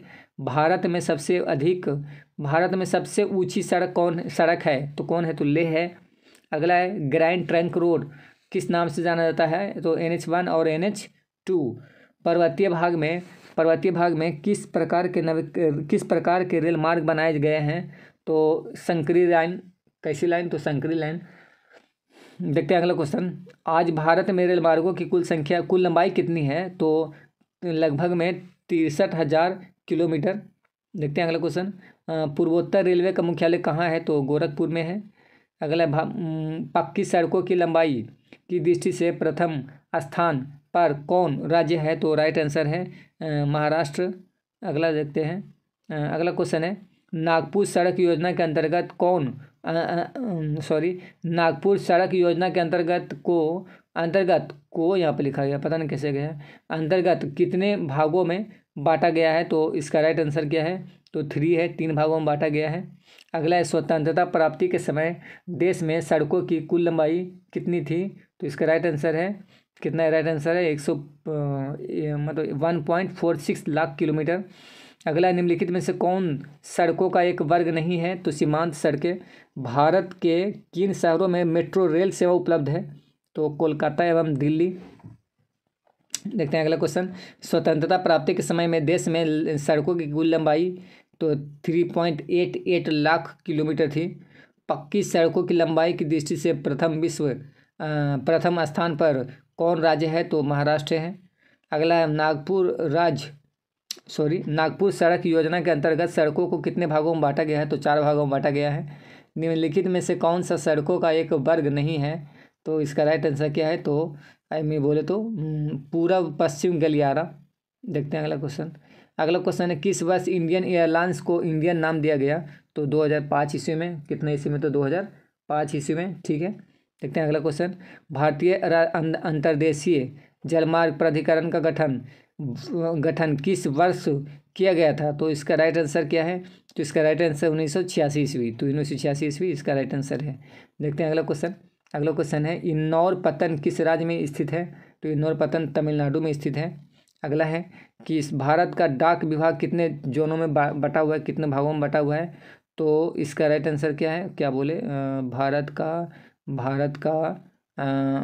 डाक विभाग कितने भागों में विभाजित है? तो 8 भागों में विभाजित है।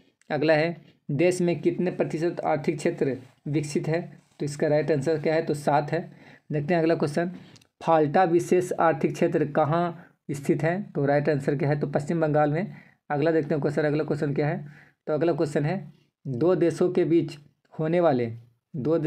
में होने वाले व्यापार को कहते हैं तो क्या कहते हैं? तो अंतर्राष्ट्रीय व्यापार कहते हैं। देखते हैं अगला क्वेश्चन। अगला क्वेश्चन है 1 मिनट। परिवहन का सबसे तेज साधन है? तो वायुमार्ग। ठीक है, जब वायुमार्ग से कोई भी वस्तु को, कोई भी मतलब चीज़ों को बहुत जल्दी से लाया जा सकता है, पहुंचाया जा सकता है। तो ये कि खर्च पड़ेगा ज़्यादा उसमें। अगला, पृथ्वी मध्य रेल मार्ग का मुख्यालय कहाँ है? तो राइट आंसर क्या है? तो हाजीपुर में है। परिवहन का सबसे सस्ता साधन कौन सा है? तो ए यानी इसका जल मार्ग है।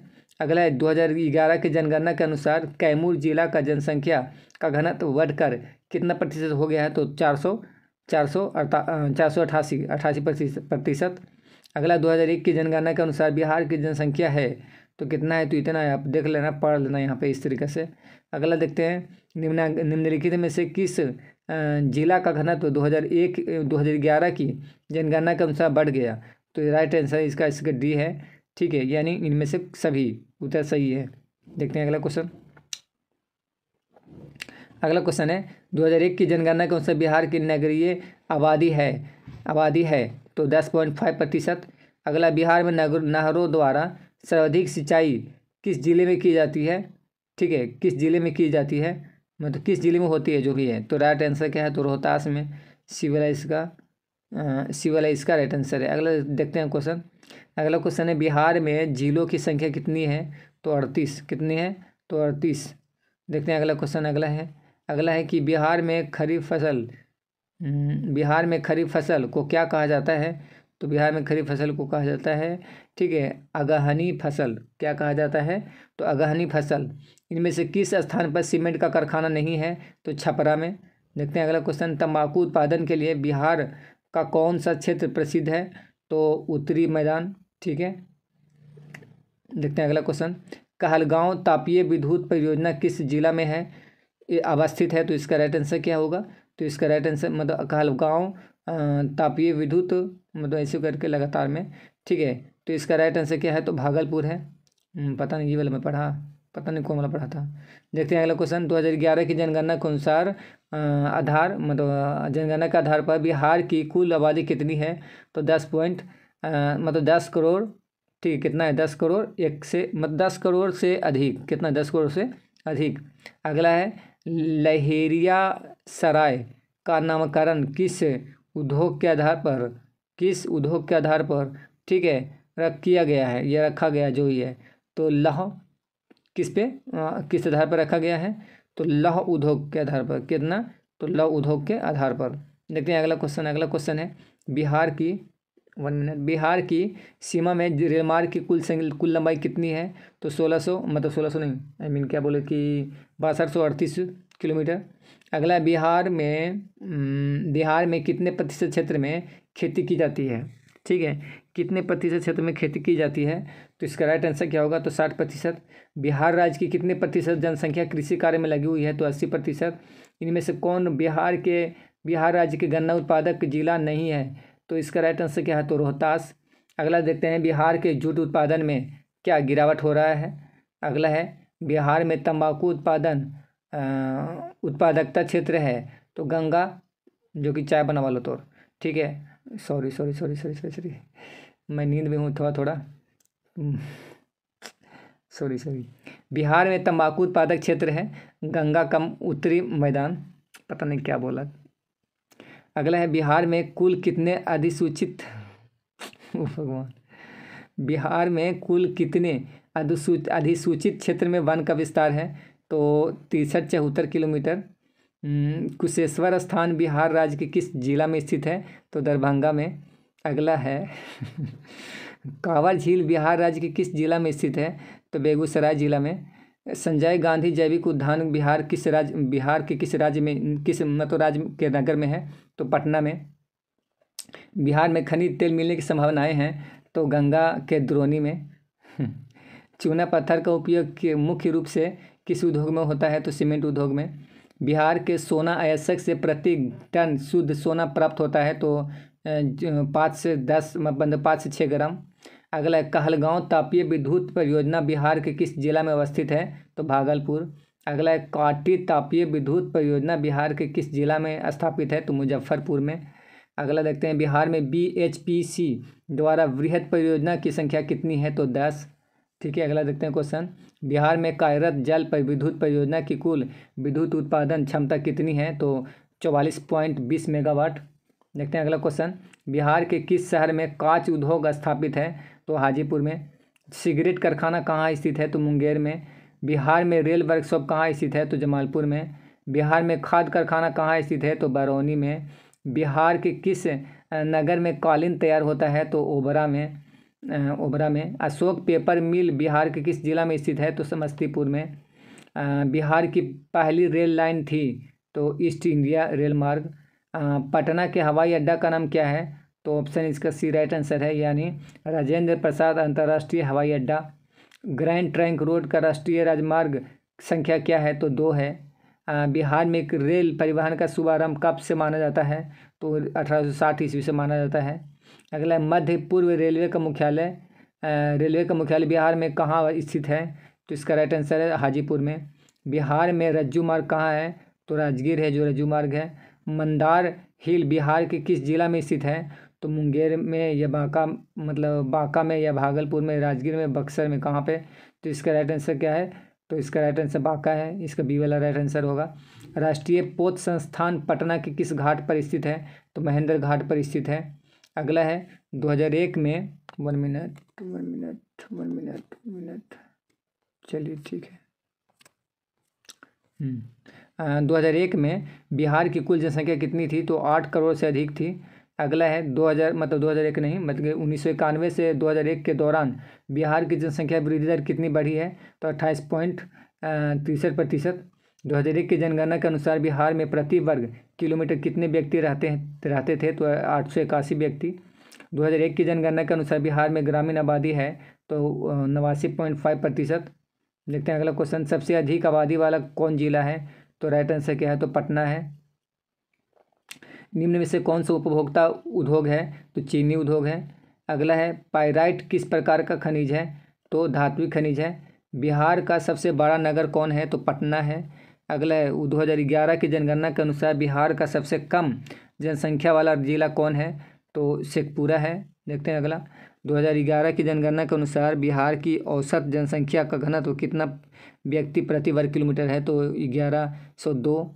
अगला है, यदि समोच्च रेखाएं दूर दूर बनाई जाती है तब इससे किस भू आकृति का प्रदर्शन होता है? तो मंद ढाल। अगला है, यदि मानचित्र में क्रम अनुसार पहली दूसरी समुच्चय रेखाएं सटी से, फिर उनसे तीसरी चौथी समुच्चय रेखाएं सटी सी और उनसे दूर पांचवी छठी समुच्चय रेखाएं सटी सी हो तो उससे किस ढाल का पता चलता है? तो सीढ़ीनुमा ढाल का पता चलता है। भी आकार की समुच्चय रेखाएं किस स्थलकृत के प्रदर्शन के लिए खींची जाती है? तो बाहुकूट। देखते हैं अगला क्वेश्चन, प्राकृतिक मानचित्र में मरुभूमि को किस रंग से प्रदर्शित किया जाता है? तो पीला रंग से। अगला है कि इनमें उच्चवक्ष प्रदर्शन की सर्वोत्तम विधि कौन सी मानी जाती है? तो कंटूर या समुच्चय रेखा। देखते हैं अगला क्वेश्चन, किस स्थलकृत को प्रदर्शित करने के लिए कंटूर रेखाओं द्वारा गोल या चौकोर आकृति बनाई जाती है तथा उनके बीच में दूर तक खाली जगह छोड़ दी जाती है? तो पठार है। अगला देखते हैं, भारत के सादे मानचित्र में दक्षिण पठार को प्रदर्शित करना हो तो किस रंग से उसकी पुताई करना उपयुक्त होगा? तो भूरे रंग से। देखते हैं अगला क्वेश्चन, इंग्लैंड में मुद्रण कला को पहुंचाने वाला कौन था? तो कैक्सन था। अगला, यदि समुच्चय रेखाएं दूर दूर बनाई जाती है तब इससे किस भूआकृति के प्रदर्शन होता है? तो मंद ढाल का। देखते हैं अगला क्वेश्चन, जब भूमि की ढाल को छोटी छोटी और सटी हुई रेखाओं से दिखाया जाता है तब उसे क्या कहा जाता है? तो हैस्यूर कहा जाता है। अगला, यदि समुच्चय रेखाओं द्वारा किसी नदी को प्रदर्शित करने में दो या दो से अधिक रेखाएं एक ही बिंदु पर दिखाई देती है तो उस स्थान पर किस प्रकार की भूआकृति का प्रदर्शन माना जाता है? तो इसका राइट आंसर क्या है? तो राइट आंसर जलप्रपात है, इसका बी वाला राइट आंसर है। अगला देखते हैं क्वेश्चन, जब समुच्चय रेखाएं सेकेंद्रीय वृत्ताकार हो जिनके बीच की समुच्चय रेखा अधिक ऊंचाई प्रदर्शित करती है तब इससे किस प्रकार की भूआकृति का अनुमान लगाया जा सकता है? तो इसका राइट आंसर क्या है? तो पहाड़। अगला देखते हैं, छोटी मापनी के मानचित्रों में उच्चवक्ष प्रदर्शन के लिए किस विधि का सहारा लेना उपयुक्त होता है? तो पर्वतीय छायांकन का विधि का। कौन विधि उच्चवक्ष प्रदर्शन की विधि नहीं है? तो अंक विधि। तल चिन्ह के संदर्भ में किसी स्थान की मापी गई ऊंचाई को क्या कहा जाता है? तो समुच्चय रेखा कहा जाता है। उच्चवक्ष प्रदर्शन के लिए हैस्यूर विधि का विकास किसने किया था? तो लेहमान ने किया था। देखते हैं अगला क्वेश्चन, पर्वतीय छायांकन विधि में भूआकृतियों पर किस दिशा से प्रकाश पड़ने की कल्पना की जाती है? तो राइट आंसर है उत्तर पश्चिम से। अगला है, छोटी महीन एवं खंडित रेखाओं की ढाल की दिशा में खींचकर उच्चवक्ष प्रदर्शन की विधि को क्या कहा जाता है? तो इसका राइट आंसर क्या है? तो हैस्यूर। देखते हैं अगला क्वेश्चन, तल चिन्ह की सहायता से किसी स्थान विशेष में की मापी गई ऊंचाई को क्या कहते हैं? तो स्थानिक ऊंचाई कहते हैं। स्तर रंजन विधि के अंतर्गत मानचित्रों में नीले रंगों के किस भाग को दिखाया जाता है? तो जल को। ठीक है, नीले से किस रंग मतलब किसको दिखाया जाता है? तो जल को दिखाया जाता है। अगला है कि हैस्यूर विधि में उच्चवक्ष निरूपण से संबंधित नहीं है, तो मोटी रेखाएं। अगला है, पर्वतीय छायांकन के अंतर्गत हॉल को मतलब कि पर्वतीय छायांकन के अंतर्गत हॉल को प्रदर्शित किया जाता है तो गहरी आभा से। कहाँ से? तो गहरी आभा से। देखते हैं अगला क्वेश्चन, मानचित्र में समुच्चय रेखाओं को किस रंग से प्रदर्शित किया जाता है? तो बादामी रंग से प्रदर्शित किया जाता है। यदि समुच्चय रेखाएं यदि समुच्चय रेखाएं दूर दूर खींची गई हो तो किस प्रकार की ढाल का प्रदर्शन होता है? तो इसका राइट आंसर क्या है? तो ए, यानी ऑप्शन इसका ए राइट आंसर है, यानी धीमी ढाल। कैसी ढाल? तो धीमी ढाल। देखते हैं अगला क्वेश्चन 25 वाला, हैस्यूर विधि से में ढालू हिस्सा दिखाई देता है तो काला। अगला है, कृषि एवं वन संसाधन, बिहार में कुल कितने अधिसूचित मतलब क्षेत्र में वन का विस्तार है? तो इसका राइट आंसर ए वाला है। ठीक है, यानी एक तरीके से 6374 किलोमीटर। देखते हैं अगला क्वेश्चन, बिहार में नहरों द्वारा सर्वाधिक सिंचाई किस जिले में होती है? तो इसका राइट आंसर क्या है? तो रोहतास में। देखते हैं अगला क्वेश्चन, बिहार में नहरों द्वारा सर्वाधिक सिंचाई किस जिला में होती है? तो इसका राइट आंसर क्या है? तो रोहतास में। अगला क्वेश्चन है कि बिहार में कितने प्रतिशत क्षेत्र में खेती की जाती है? तो यही कोई बिहार में कितने प्रतिशत क्षेत्र में खेती की जाती है? तो 20 का राइट आंसर, यानी 60%। देखते हैं अगला क्वेश्चन, बिहार के जूट उत्पादन में कौन? बी का राइट आंसर है, गिरावट हो रही है। बिहार के जूट उत्पादन में क्या हो रही है? गिरावट हो रही है। क्या हो रही है? तो गिरावट हो रहा है। अगला है संजय गांधी जैविक उद्यान किस राज्य में, किस नगर में स्थित है? तो सी वाला राइट आंसर है, पटना में स्थित है। देखते हैं अगला क्वेश्चन। अगला क्वेश्चन क्या है? कोसी नदी घाटी परियोजना का आरंभ हुआ था? तो डी क्या है इसका राइट आंसर? डी यानी 1955 ईस्वी में। कांवड़ झील कांवड़ झील स्थित है? तो सी इसका राइट आंसर है, बेगूसराय में जिला में स्थित है। इनमें से कौन सा गन्ना इनमें से कौन गन्ना उत्पादक जिला नहीं है? ठीक है, गन्ना उत्पादक जिला नहीं है, तो राइट आंसर क्या है? तो रोहतास है। तंबाकू उत्पादन क्षेत्र है तो कौन है? तो गंगा का दियारा है। देखिए अगला क्वेश्चन देखिए, कुशेश्वर स्थान किस जिला में स्थित है? तो इसका राइट आंसर क्या है? तो दरभंगा जिला में स्थित है। अगला है कि गंडक परियोजना का निर्माण किस स्थान पर हुआ? तो राइट आंसर क्या है? तो डी वाला राइट आंसर है, यानी वाल्मीकि नगर। देखते हैं अगला क्वेश्चन है कि राज्य की कितने प्रतिशत जनसंख्या कृषि कार्य में लगी हुई है? तो राइट आंसर क्या है? तो ए यानी 80 में। अगला देखते हैं क्वेश्चन, बिहार में सिंचाई का सबसे प्रचलित साधन क्या है? तो राइट आंसर क्या है? तो सी है, यानी नलकूप है ना, सी है यानी नलकूप। देखते हैं अगला क्वेश्चन, कोसी परियोजना में किस स्थान पर बजाज बनाया गया है? तो राइट आंसर क्या है? तो बी यानी इसका हनुमान नगर है। भूगोल बिहार में जलों की कुल कितनी संख्या है? तो है कितना? 8 यानी 33। सॉरी बिहार में जलों की कुल संख्या कितनी है? जलों की कुल संख्या होगी, क्वांटिटी होगा। ठीक है, तो कितना इसका राइट आंसर है? तो 38। देखते हैं अगला, सासाराम में किस जिला का मुख्यालय अवस्थित है? तो बताओ कौन सा? तो राइट आंसर क्या है? तो सी है, यानी रोहतास। भूगोल अगला है, भूगोल मतलब कि है क्या है? भूगोल सबसे कम वर्षा का जिला है। ठीक है, हाँ तो है, यानी क्वेश्चन इसमें बोला जा रहा है कि सबसे कम वर्षा वाला जिला कौन है? तो राइट आंसर क्या है? तो बक्सर। ठीक है, कौन है? तो बक्सर सबसे कम वर्षा का जिला है, तो बक्सर। अगला है, कौन सी नदी हम बिहार का शोक कहलाती है? तो सी यानी कोसी। अगला है,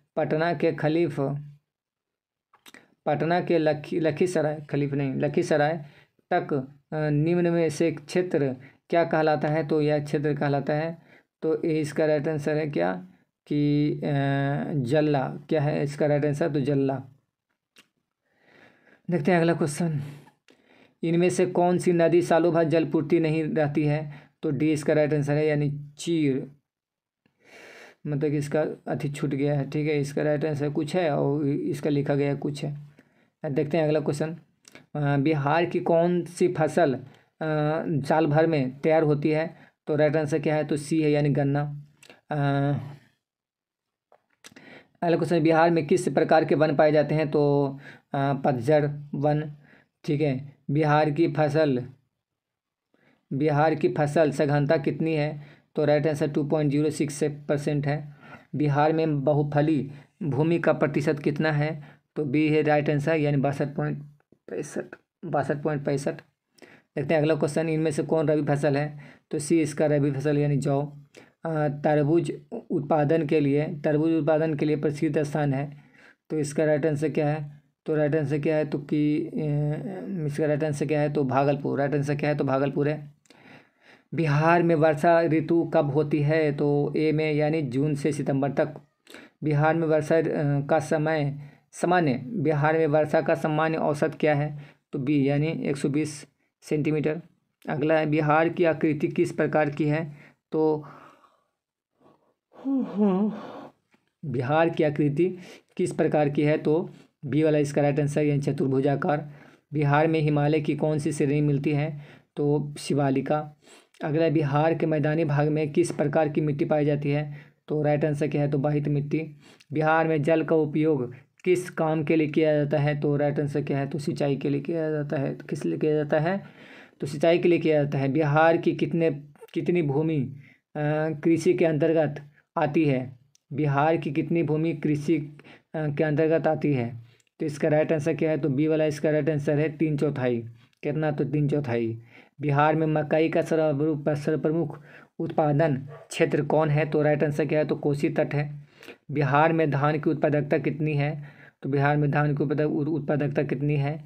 तो राइट आंसर है 1.287, ठीक है, किग्रा प्रति हेक्टेयर। ठीक है, देखते हैं अगला क्वेश्चन। बिहार में कुल पशुधन कितना है? तो मतलब ए वाला इसका राइट आंसर है, यानी कौन सा है? तो 407.83, ठीक है, लाख। गंडक परियोजना का मुख्य उद्देश्य क्या है? तो इसका मुख्य उद्देश्य क्या है? तो विद्युत उत्पादन। क्या है? तो विद्युत उत्पादन। देखते हैं अगला क्वेश्चन। राज्य के किस क्षेत्र में थारू राजनीय जनजाति रहती है? तो राइट आंसर क्या है? तो उत्तर पश्चिम में। कहाँ पे? तो उत्तर पश्चिम में।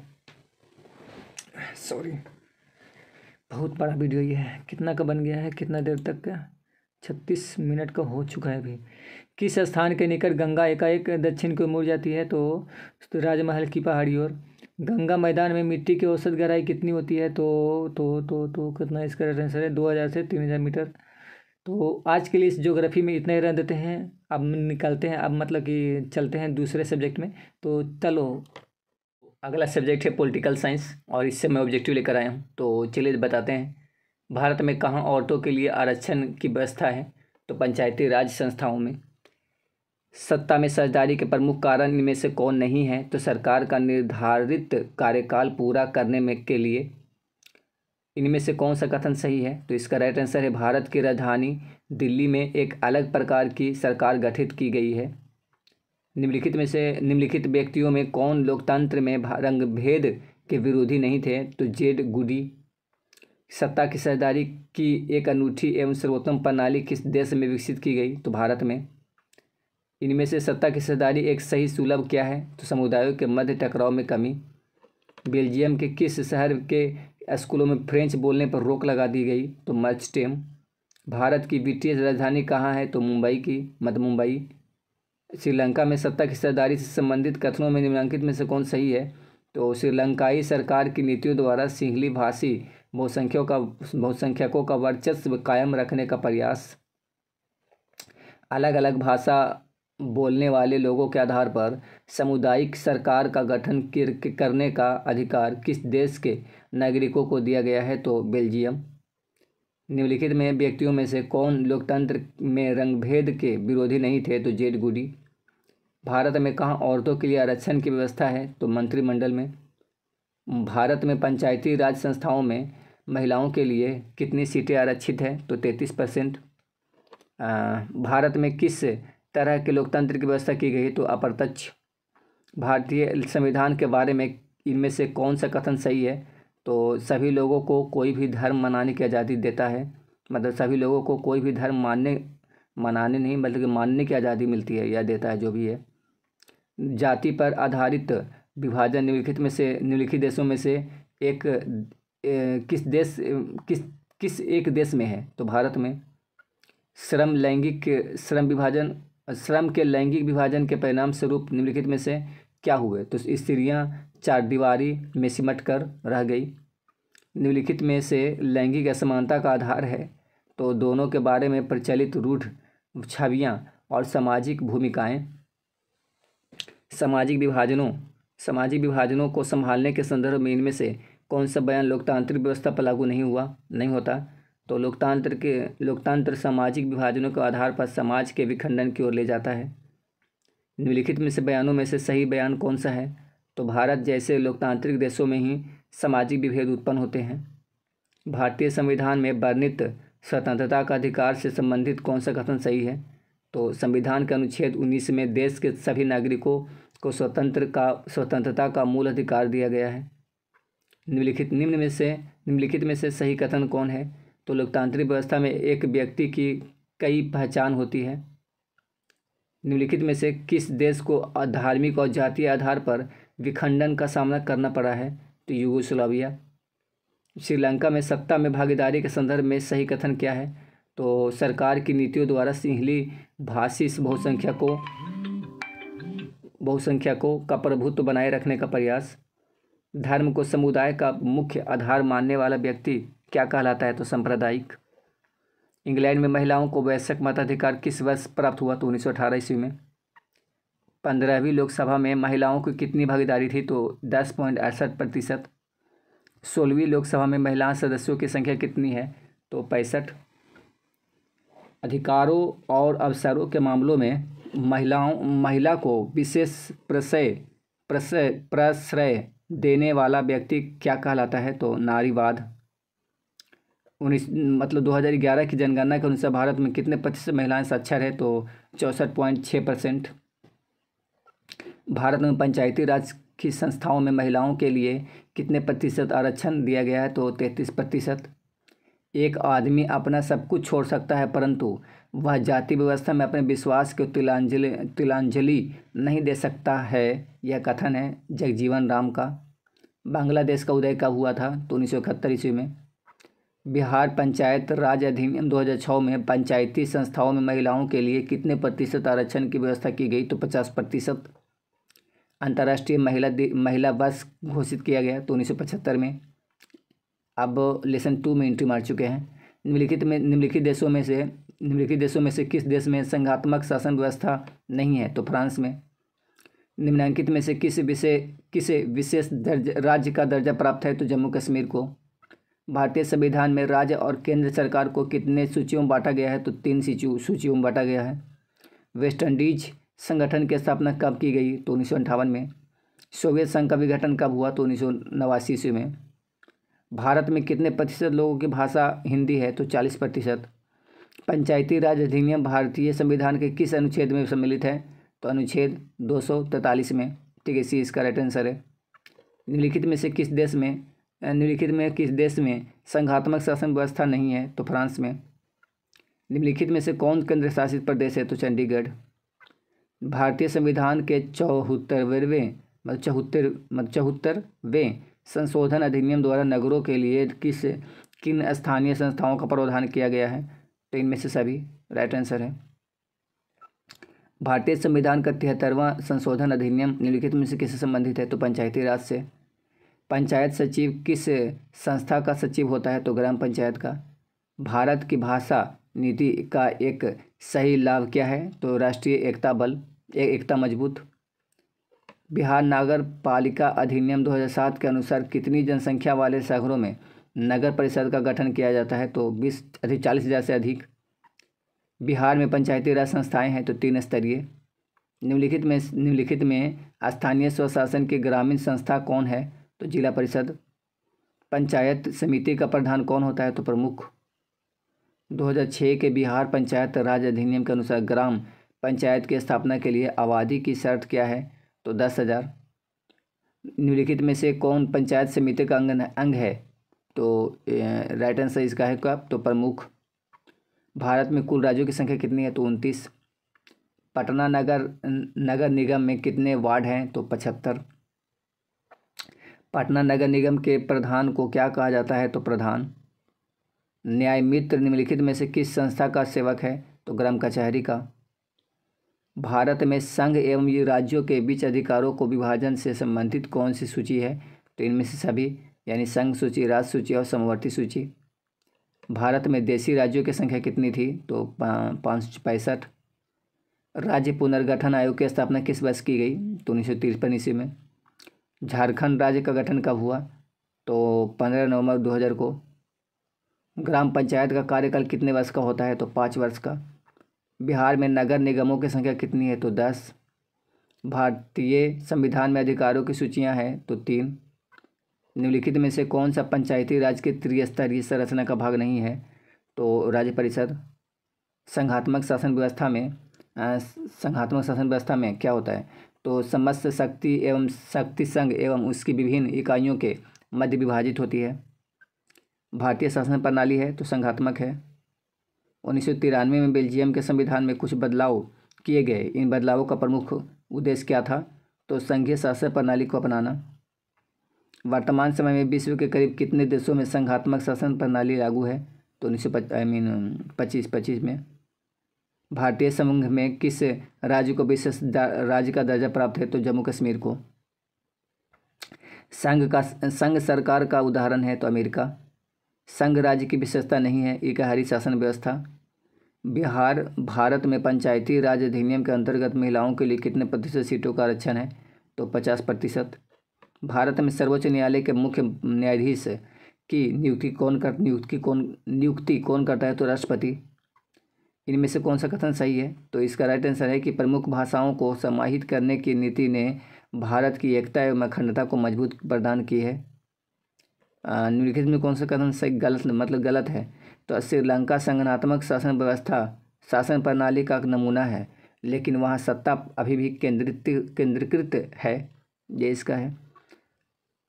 यह संघीय सरकार की एक अनोखी विशेषता है कि क्या?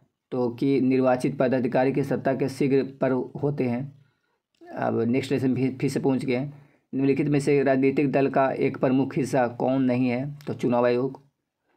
राजनीतिक दल देश में सीजरशाही से हमारी रक्षा के सर्वोत्तम साधन है, यह युक्ति किसकी है? तो लास्की की। किसी राजनीतिक दल के निर्माण के लिए निम्नलिखित में से कौन सा एक बात आवश्यक नहीं है? तो शिक्षित सदस्यता। राजनीतिक दलों की नींव सर्वप्रथम किस देश में पड़ी? तो ब्रिटेन में।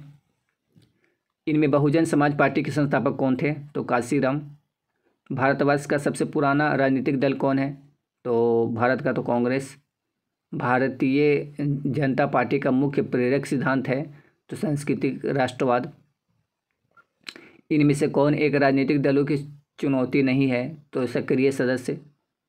इसका कौन निर्धारण करता है कि कौन दल क्षेत्रीय है या राष्ट्रीय है? तो निर्वाचन आयोग। कौन सी पार्टी सरकार के प्रमुख पदों को भारत में जन्मे नागरिकों के लिए आरक्षित करना चाहती है? तो राष्ट्रवादी कांग्रेस। वर्ष 1975 में भारतीय राजनीति में किस लिए जाना जाता है? तो देश के अंदर आपातकाल लागू हुआ था। इनमें से कौन सी बात लोकतांत्रिक व्यवस्थाओं के अनुरूप नहीं है? तो बहुसंख्यकों का शासन। निम्नलिखित में से कौन भारतीय किसान यूनियन के नेता थे? तो महेंद्र सिंह टिकैत। चिपको आंदोलन निम्नलिखित में से किससे संबंधित है? तो पेड़ के काटने के विरोध से। दलित पैंथर्स के कार्यक्रम निम्नलिखित में से कौन सा संबंधित नहीं है? तो जाति प्रथा का उन्मूलन। नर्मदा घाटी परियोजना किस राज्यों में संबंधित है? किस राज्यों से संबंधित है? तमिलनाडु, केरल और कर्नाटक। किस देश में बहुदलीय व्यवस्था नहीं है? तो ब्रिटेन में। गठबंधन सरकार बनाने की महानतम संभावना किस प्रकार की दलीय व्यवस्था में रहती है? तो बहुदलीय व्यवस्था में। सूचना के अधिकार आंदोलन की शुरुआत कहाँ से हुई? तो राजस्थान। सूचना के अधिकार संबंधी कानून कब बना? तो 2005 ईस्वी में। राजनीतिक दल का आशय है तो व्यक्तियों के समूह से। श्रीलंका कब आज़ाद हुआ? तो 1949 ईस्वी में। राजनीतिक दलों का गठन सर्वप्रथम किस देश में हुआ? तो ब्रिटेन में। निम्नलिखित में से किसे लोकतंत्र का प्राण माना जाता है? तो राजनीतिक दल को। निम्नलिखित में से कौन राष्ट्रीय दल नहीं है? तो लोक जनशक्ति पार्टी। राजनीतिक दलों की मान्यता और उसका चिन्ह किसके द्वारा प्रदान किए जाते हैं? तो निर्वाचन आयोग के दौरान। निम्नलिखित में से कौन सी चुनौती राजनीतिक दलों की नहीं है? तो ऑप्शन सी इसका राइट आंसर है। हिंदी को राष्ट्रभाषा बनाने के विरुद्ध किस राज्य में आंदोलन की शुरुआत हुई थी? तो तमिलनाडु में। राष्ट्रीय पुनर्वास नीति कब स्वीकृत हुई? तो 2007 ईस्वी में। अब नेक्स्ट लेसन फिर से पहुंच गए हैं, ठीक है। लोकतांत्रिक व्यवस्था के सामाजिक एवं राजनीतिक विषमताओं के बारे में किए गए अध्ययन शोध यह बताते हैं कि लोकतंत्र और विकास साथ साथ चलते हैं। इनमें से कौन सी बात लोकतांत्रिक व्यवस्थाओं के अनुरूप नहीं है? तो इसका राइट आंसर है बहुसंख्यकों का शासन। 15वीं लोकसभा चुनाव कब हुआ था? तो 2009 को, ठीक है। अगला, लोकतंत्र संबंधित निम्नलिखित कथनों में से कौन सा एक कथन गलत है? तो यह नागरिक समानता को बढ़ावा देता है। लोकतंत्र में शासकों पर निम्नलिखित में से किसे एक का नियंत्रण रहना चाहिए? तो जनता का। आज विश्व के लोकतांत्रिक देशों में आर्थिक विकास दर कितनी है? तो 3.95%। लोकतंत्र को सर्वोत्तम शासन क्यों कहा जाता है? यह जनमत पर आधारित है इसलिए। लोकतांत्रिक शासन व्यवस्था के संदर्भ में कौन सा कथन सही है? तो निर्णय लेने में देर परंतु निर्णय लेने की संभावना। लोकतंत्र की उपलब्धियों में सबसे अधिक सहायक क्या है? तो विकास। इनमें से कौन लोकतंत्र के परिणामों को पर मूल्यांकन का सही आधार है? तो लोकतंत्र एक उत्तरदायी शासन व्यवस्था है। भारतीय लोकतंत्र में कौन सी बात कहानी देखने को नहीं मिलती है? तो बहुसंख्यकों का शासन। लोकतंत्र का सर्वोत्तम गुण क्या है? नागरिकों की गरिमा में वृद्धि। लोकतंत्र जनता के द्वारा और जनता के लिए शासन, ये कथन किसका है? तो अब्राहम लिंकन का।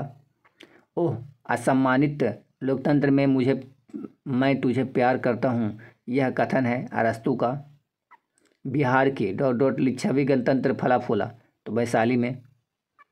लोकतंत्र का एक उत्तरदायी और यहाँ पर क्या भराएगा? सरकार है, तो वैध सरकार है, वैध भराएगा। भारत में किस तरह के लोकतंत्र की व्यवस्था की गई? तो अप्रत्यक्ष। लोकतंत्र में फैसले लिए जाते हैं सामूहिक सहमति से। किसके फैसलों में व्यक्तिगत पूर्वाग्रहों की अधिकता रहती है? तो गैर लोकतांत्रिक।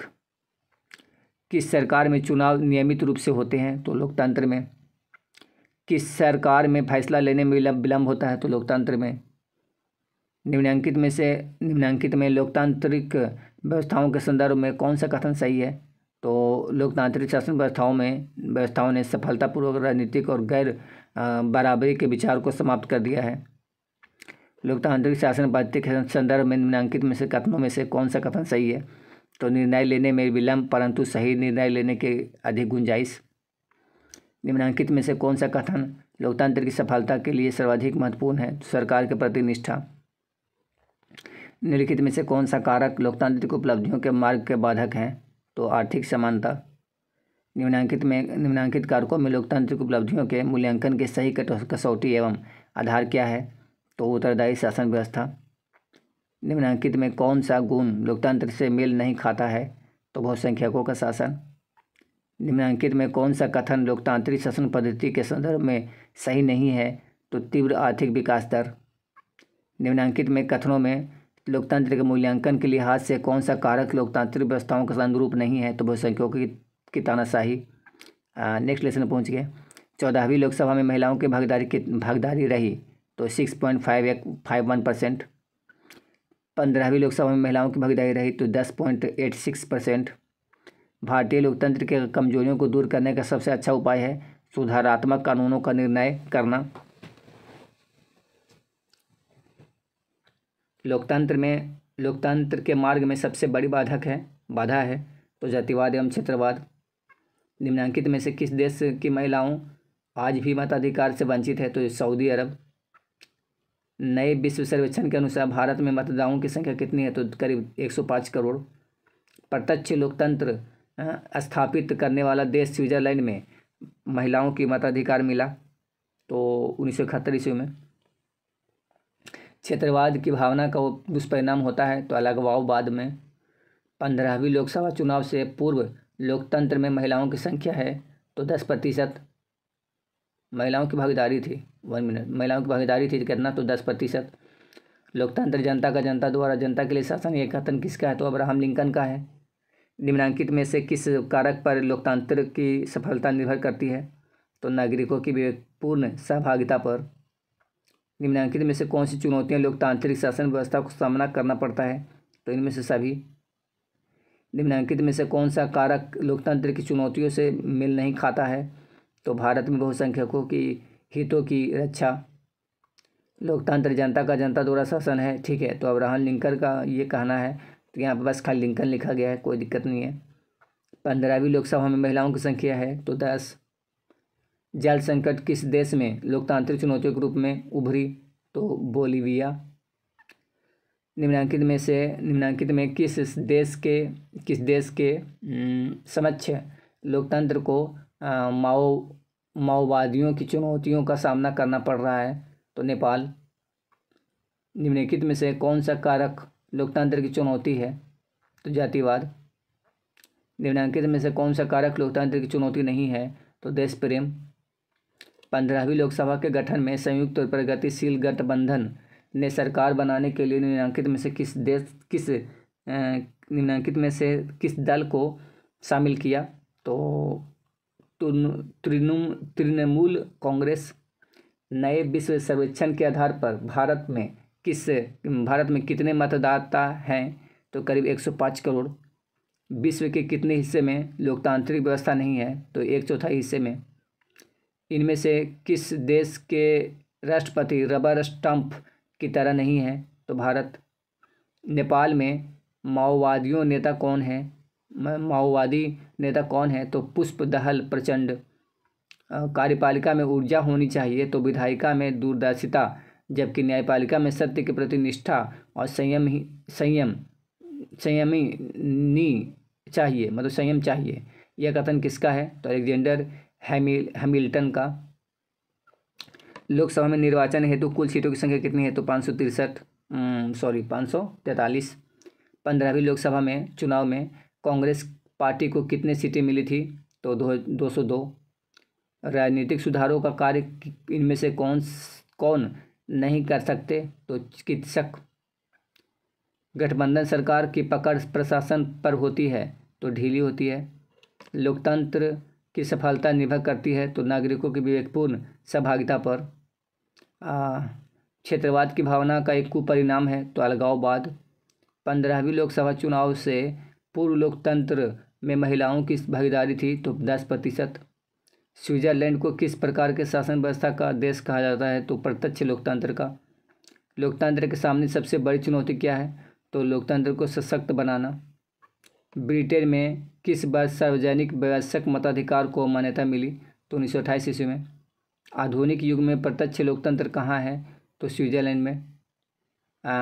किस बात से स्पष्ट होता है कि बिहार में लोकतंत्र की जड़ गहरी है? तो वैशाली का लिच्छवी गणतंत्र। 18 वर्ष की आयु पर स्विट्जरलैंड में महिलाओं को किस वर्ष मताधिकार प्राप्त हुआ? तो 1971 ईस्वी में। लिच्छवी गणतंत्र भारत के किस राज्य में अवस्थित था? तो बिहार में। और इंग्लैंड में विधि शासन किनकी देन है? तो डाइसी का। तो आज के लिए ये जो चैप्टर था, मतलब चैप्टर क्या, ये जो पूरा का पूरा सब्जेक्ट था, ये भी ख़त्म हुआ। अब चलेंगे इसके अगले चैप्टर बोले और या बोले कि सब्जेक्ट में, तो चलते हैं अगले चैप्टर या सब्जेक्ट में।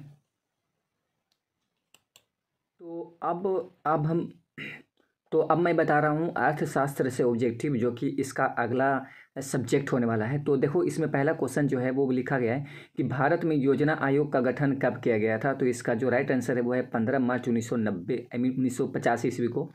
अगला क्वेश्चन है, भारत की आर्थिक व्यवस्था है तो मिश्रित है। अगला देखते हैं क्वेश्चन, किस क्षेत्र को तृतीयक क्षेत्र कहा जाता है? तो सेवा क्षेत्र को तृतीयक क्षेत्र कहा जाता है। अगला देखते हैं, एक अर्थव्यवस्था का सृजन होता है तो इनमें से सभी संसाधनों से, ठीक है, प्राकृतिक संसाधनों से, भौतिक से और मानवीय संसाधनों से। अर्थव्यवस्था के मुख्य प्रकार हैं, तो 3 हैं, ठीक है। इनमें से कौन से देश में मिश्रित अर्थव्यवस्था है? तो भारत में मिश्रित अर्थव्यवस्था है, इसका राइट आंसर है। अगला, एक समाजवादी अर्थव्यवस्था में सर्वाधिक बल दिया जाता है, तो लोक कल्याण पर दिया जाता है। अगला है, निम्नलिखित में से कौन मिश्रित अर्थव्यवस्था की विशेषता है? तो क एवं ख दोनों, यानी कहने का मतलब निजी क्षेत्र एवं सार्वजनिक क्षेत्र दोनों को। अगला है, स्वतंत्रता प्राप्ति के बाद भारत का मुख्य आर्थिक उद्देश्य है, तो निर्धनता निवारण का। अगला देखते हैं, आर्थिक विकास की माप के लिए सबसे उपयुक्त सूचकांक है, तो प्रति व्यक्ति आय। अगला देखते हैं, निम्नांकित में से कौन सा देश में एक मिश्रित अर्थव्यवस्था है? तो भारत में है। निम्नलिखित में से कौन सा देश विकसित अर्थव्यवस्था का उदाहरण है? तो अमेरिका है। अगला है, निम्न में से किसे पिछड़ा राज्य कहा जाता है? तो बिहार को कहा जाता है। निम्नांकित में से किस क्षेत्र को प्राथमिक क्षेत्र कहा जाता है? तो सेवा क्षेत्र को कहा जाता है। आर्थिक संरचना का एक मुख्य अंग है, तो यातायात एवं संचार। पशुपालन मत्स्य पालन किस क्षेत्र के अंतर्गत आते हैं? तो प्राथमिक क्षेत्र के अंतर्गत आते हैं। निम्नांकित में कौन सामाजिक संरचना का अंग है? उपयुक्त सभी। निम्नांकित में कौन नवीकरणीय प्राकृतिक संसाधन है? तो भूमिगत जल। अगला, निम्न को प्राथमिक क्षेत्र भी कहा जाता है, तो कृषि क्षेत्र को प्राथमिक क्षेत्र भी कहा जाता है। किस क्षेत्र को द्वितीयक क्षेत्र कहा जाता है? तो उद्योग को द्वितीयक क्षेत्र कहा जाता है।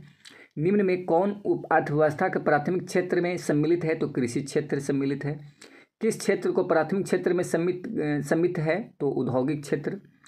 भारत में योजना आयोग का गठन कब किया गया था? तो 15 मार्च 1950 को किया गया था। इनमें से किस देश में मिश्रित अर्थव्यवस्था है? तो भारत में है। इनमें से किसे पिछड़ा राज्य कहा जाता है? तो बिहार को कहा जाता है। अगला, भारत में सेवा क्षेत्र को सामान्यतः कितने भागों में बांटा जा सकता है? तो 6 भागों में बांटा जा सकता है।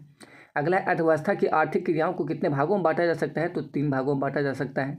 सन 2008 से 9 के अनुसार भारत की औसत प्रति व्यक्ति आय कितनी थी, तो 25,494 रुपया थी।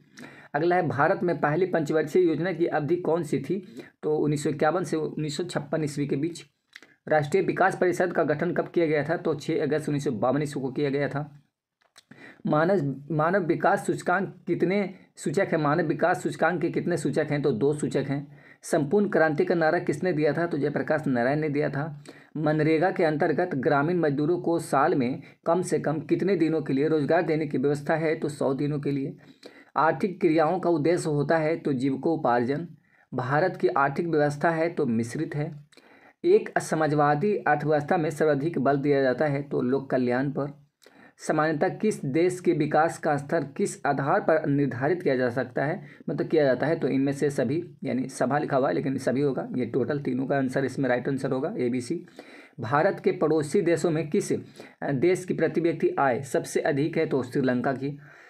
जिस देश की राष्ट्रीय आय अधिक होती है उस देश को कहते हैं तो विकसित देश कहते हैं। अगला, निम्नलिखित में से कौन सा देश विकसित अर्थव्यवस्था का उदाहरण है, तो अमेरिका है। किस अर्थव्यवस्था में उत्पादन के साधनों पर किसी व्यक्ति या निजी संस्था का अधिकार होता है, तो पूंजीवादी अर्थव्यवस्था पर। ये चैप्टर हो गया अगला, मतलब पहला चैप्टर। अब चलते हैं दूसरे चैप्टर पे। तो ये इसका दूसरा चैप्टर है। पहला क्वेश्चन है कि पूरे भारत में सबसे कम प्रति व्यक्ति आय वाला राज्य कौन सा है, तो बिहार है। भारत में राष्ट्रीय आय की गणना के सर्वमान्य प्रमाणित संस्था है तो केंद्रीय सांख्यिकी संगठन।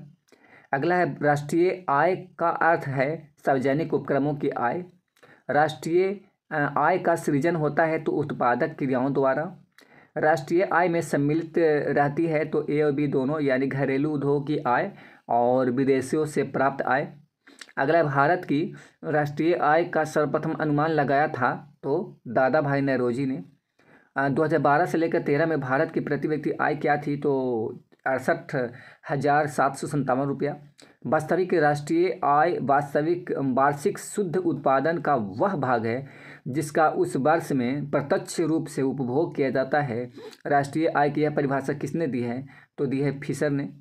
दादा भाई नौरोजी के अनुसार 1868 में भारत की प्रति व्यक्ति आय थी तो 20,000 रुपया। किसी राज्य के नागरिकों का जीवन स्तर निर्भर करता है तो A और B दोनों पर। राज्य घरेलू उत्पाद का आकलन किया जाता है तो A और B दोनों पर, यानी वर्तमान मूल्यों पर और स्थिर मूल्यों पर। बिहार की आय में सर्वाधिक योगदान होता है तो सेवा क्षेत्र पर। बिहार में किस जिले की प्रति व्यक्ति आय सबसे कम है, तो शिवहर की। अगला है, राष्ट्रीय आय में वृद्धि होने से प्रति व्यक्ति आय में क्या होती है, तो वृद्धि होती है। राष्ट्रीय, ये दोनों क्वेश्चन नंबर सेम है शायद, ठीक है, सेम हुए ये दोनों क्वेश्चन। अगला है, राष्ट्रीय एवं प्रति व्यक्ति आय में वृद्धि होने से डॉट यहाँ पर की क्रिया पूरी होती है तो हास होती है, ठीक है, हास की क्रिया पूरी होती है। आय में वृद्धि होने से, राष्ट्रीय आय में प्रति व्यक्ति आय में वृद्धि होने से क्या होता है, क्रिया की डॉट की क्रिया की हास होती है, यानी हास की क्रिया पूरी होती है वो, हाँ ठीक है, पूरी होती है। अगला है, उत्पादन आय एवं कमी, यहाँ पर कमी भरा जाएगा, एक चक्रीय प्रवाह का निर्माण करते हैं। अगला है, बिहार में किस जिले की प्रति व्यक्ति आय सबसे कम है, तो शिवहर की। बिहार के किस जिले का प्रति व्यक्ति आय सर्वाधिक है, तो पटना की। किस राज्य के नागरिकों का जीवन स्तर निर्भर करता है, किसी राज्य के नागरिकों का जीवन स्तर निर्भर करता है तो A और B दोनों पर। सकल राज्य घरेलू उत्पाद पर और शुद्ध राज्य घरेलू उत्पाद पर। भारत में वित्तीय वर्ष कहा जाता है तो 1 अप्रैल 31 मार्च तक। भारत में किस राज्य का प्रति व्यक्ति आय सर्वाधिक है, तो गोवा का, ठीक है। अगला, बिहार की आय में सर्वाधिक योगदान होता है तो सेवा क्षेत्र का। बिहार की अर्थव्यवस्था में प्राथमिक क्षेत्र का मुख्य अंग है तो कृषि का। राष्ट्रीय आय का अर्थ क्या होता है, तो पारिवारिक आय। वास्तविक राष्ट्रीय आय वार्षिक शुद्ध उत्पादन का वह भाग है जिसका उस वर्ष में प्रत्यक्ष रूप से उपभोग किया जाता है। राष्ट्रीय आय की यह परिभाषा किसने दी है, तो फिशर ने। योजना काल में भारत की औसत वार्षिक विकास दर रही है तो 4.2%। वर्ष 2005 से 6 में निम्नांकित में से किस राज्य की प्रति व्यक्ति आय अपेक्षाकृत अधिक थी, तो महाराष्ट्र की। निम्नांकित में बिहार में किस जिले की प्रति व्यक्ति आय सर्वाधिक है, तो गया की। भारत में किस राज्य की प्रति व्यक्ति आय सर्वाधिक है, तो गोवा की। बिहार के किस जिले की प्रति व्यक्ति आय सर्वाधिक है? तो पटना की। उत्पादन एवं आय गणना विधि आर्थिक दृष्टिकोण से है? तो उपयुक्त सभी, यानी सहज, वैज्ञानिक और व्यवहारिक। इस चैप्टर में मतलब कि बोले तो ये जो लेसन था इसमें भी इतना ही था। चलते हैं अगला लेसन की ओर। ठीक है, ये तीसरा लेसन है। पहला क्वेश्चन है कि विनिमय का सर्वोत्तम माध्यम क्या है? तो मुद्रा है। वस्तु विनिमय प्रणाली की मुख्य कठिनाई थी? तो ए और बी दोनों, यानी आवश्यकता के दोहरे संयोग का अभाव और मूल्य मापन की कठिनाई। निम्नलिखित में कौन विधि ग्राहम मुद्रा है? तो 10 रुपये का नोट। हमारे देश में किस मुद्रा को वैधानिक मान्यता प्राप्त है? तो पत्र मुद्रा को। मुद्रा का प्राथमिक कार्य कौन सा है? तो विनिमय का माध्यम। मुद्रा वह धुरी है जिसके चारों ओर अर्थ विज्ञान पूरा घूमता है। यह किस अर्थशास्त्री का कथन है? तो मार्शल का। किसने कहा कि मुद्रा वह धुरी है या केंद्र है जिसके चारों ओर संपूर्ण अर्थ विज्ञान घूमता है? तो मार्शल ने। बचत को प्रभावित करने वाले प्रमुख तत्व है? तो इनमें से सभी, बचत की क्षमता, बचत की इच्छा, बचत की सुविधाओं पर। आधुनिक युग की प्रगति का श्रेय को है, यानी किसको है? तो मुद्रा। एक वस्तु के बदले दूसरी वस्तु का आदान प्रदान को कौन सा प्रणाली कहा जाता है? तो वस्तु विनिमय कहा जाता है। मुद्रा हमारी अर्थव्यवस्था की है, क्या है? तो धुरी है। आय तथा उपभोग का अंतर कहलाता है? तो बचत कहलाता है। प्लास्टिक मुद्रा के चलते विनिमय का कार्य हो गया है, तो सरल हो गया है। मुद्रा के प्रयोग से किसको लाभ हुआ है? तो ये भी दोनों, यानी उपभोक्ता को और उत्पादकों को, दोनों को।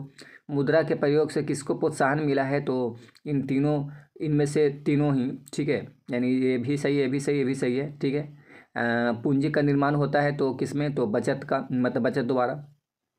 साख का अर्थ क्या होता है? तो विश्वास और ऋण लौटाने की क्षमता पर।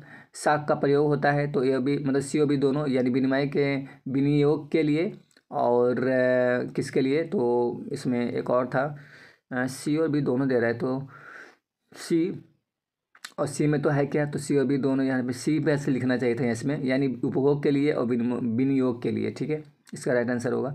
व्यावसायिक बैंकों द्वारा दिए जाने वाले ऋण को कहते हैं? तो ऋण को क्या कहते हैं? तो ए और बी दोनों है, यानी साख मुद्रा और बैंक मुद्रा। अगला, विनिमय की प्रारंभिक अवस्था में मनुष्य का व्यापार किस पर आधारित था? तो वस्तु विनिमय पर आधारित था। मुद्रा वह है जो मुद्रा का कार्य करती है। मुद्रा की यह परिभाषा किसने दी है? तो हार्टले विदर्स ने दी है। मुद्रा की वैधानिक परिभाषा किसने दी है? तो प्रोफेसर नैप ने दी है।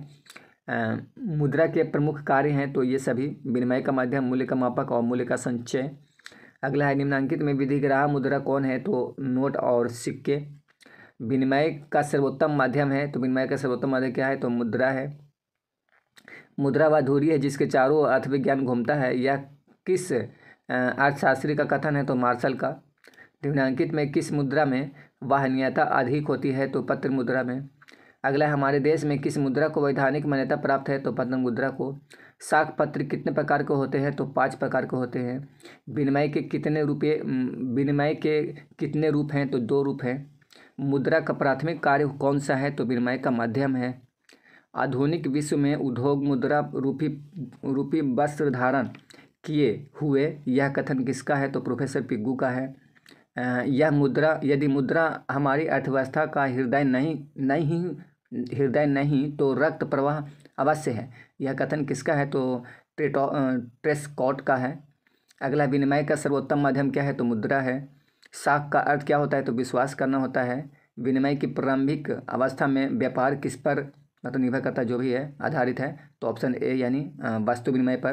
प्राचीन काल में किस धातु का मुद्रा के रूप में सर्वाधिक प्रयोग होता था? तो चांदी और सिक्का, सोना का, मतलब चांदी और सोना का। मुद्रा का प्राचीनतम रूप क्या है? तो पत्र मुद्रा है। ये लेसन में भी इतना ही था। चलिए अगला लेसन में चलते हैं। ठीक है,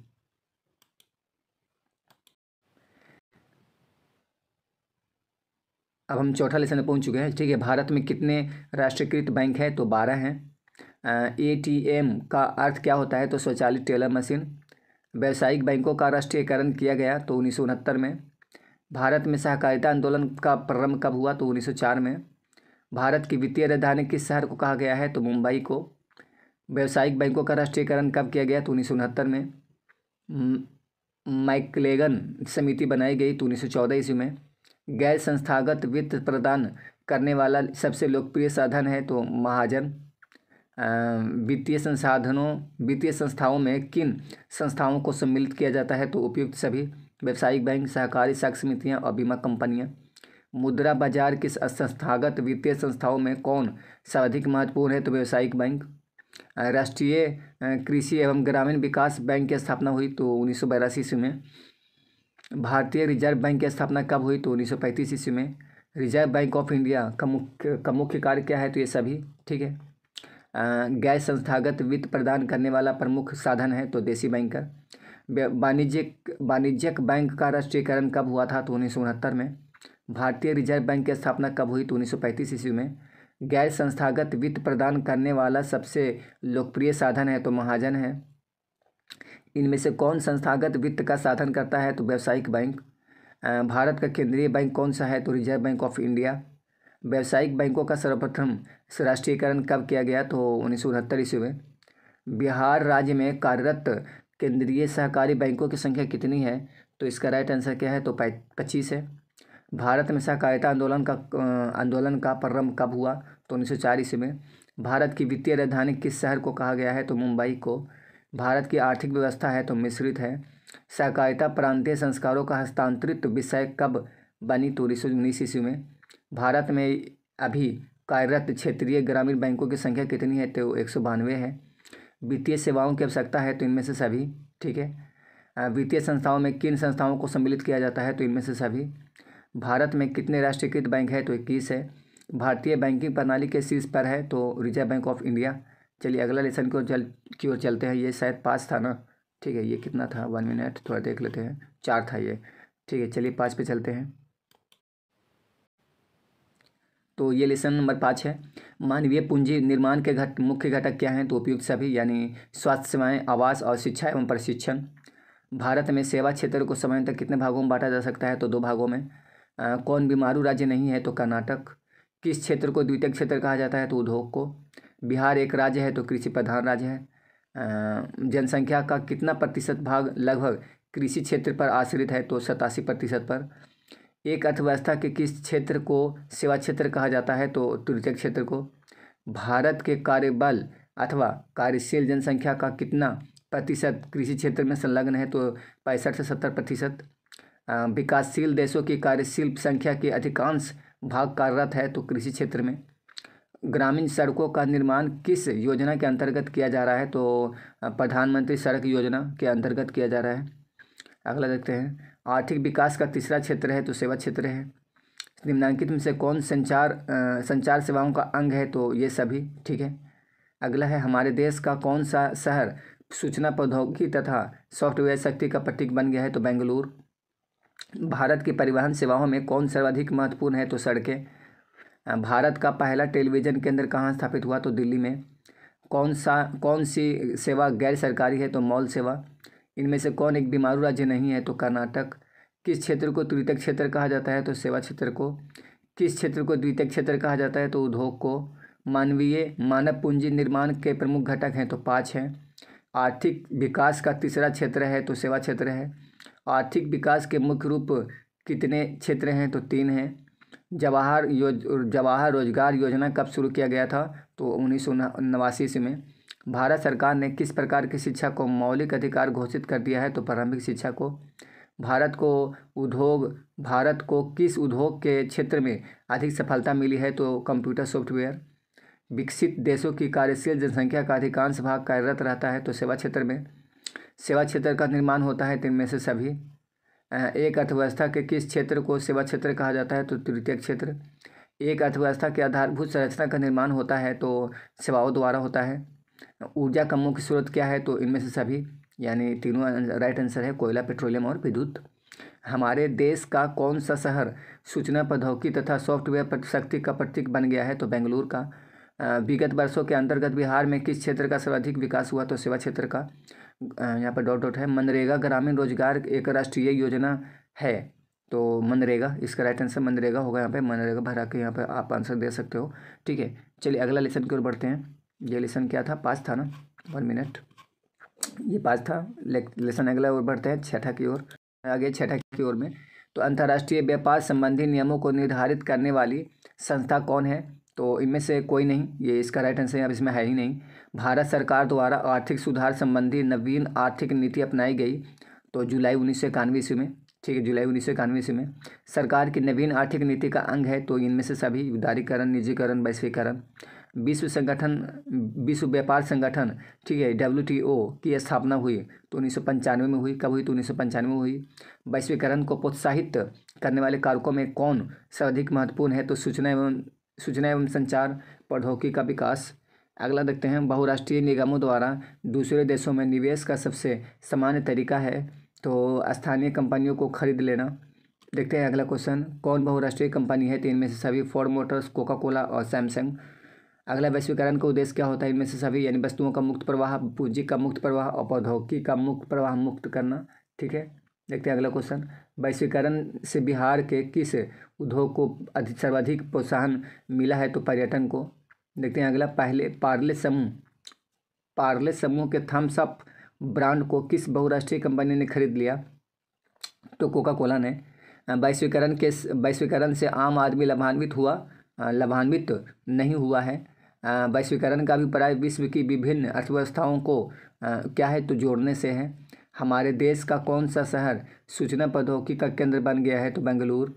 किस अर्थशास्त्री ने उदार आर्थिक नीति का समर्थन किया था? तो एडम स्मिथ ने। इनमें से कौन भारतीय बहुराष्ट्रीय कंपनियां हैं? तो डाबर है, डाबर। देश की कितना प्रतिशत जनसंख्या मूलभूत सुविधाओं से वंचित है? तो 85%। विश्व व्यापार संगठन की स्थापना हुई तो 1995 में हुई। वैश्वीकरण से भारत को क्या लाभ होने की संभावना है? तो ये सभी, कुशलता में वृद्धि, रोजगार के अवसरों में वृद्धि, उत्पादकता में वृद्धि। अगला, जनसंख्या के वितरण के आधार पर वंचित परिवार की प्रतिशत है? तो 51.3%। निम्नलिखित में से कौन सी संस्था वैश्वीकरण के विस्तार में सहायक हुई है? तो इनमें से सभी। ठीक है, वैश्वीकरण का उद्देश्य है तो वस्तुओं का वैश्वीकरण का उद्देश्य है तो वस्तुओं का मुक्त प्रवाह, पूंजी का मुक्त प्रवाह, प्रौद्योगिकी का प्रवाह मुक्त। अगला है, वैश्वीकरण का अर्थ है तो निर्यात पर नियंत्रण। ठीक है, निर्यात पर नियंत्रण। वैश्वीकरण के मुख्य अंग कितने हैं? तो 5 हैं। अगला, वैश्वीकरण के फलस्वरूप विभिन्न देशों के बीच वृद्धि हुई है तो ए और बी दोनों, यानी एक तरीके से आयात में और निर्यात में। वैश्वीकरण से लाभान्वित हुए हैं तो इनमें से कोई नहीं। ठीक है, तो जब है ही नहीं तो इसमें चलो स्किप कर दो इसको। निम्नलिखित में से कौन बहुराष्ट्रीय कंपनी है? तो ये सभी, फोर्ड मोटर्स, कोका कोला और नोकिया। अगला, वैश्वीकरण के मुख्य अंग कितने हैं? तो 5 हैं। अगला, भारत में नई आर्थिक नीति की घोषणा कब हुई? तो 1991 ईस्वी में हुई।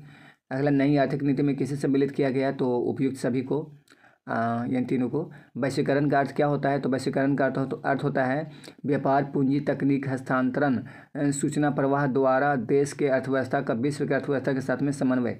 ठीक है, यही होता है इसका अर्थ। तो चलिए अब अगला लेसन की ओर चलते हैं। 1 मिनट।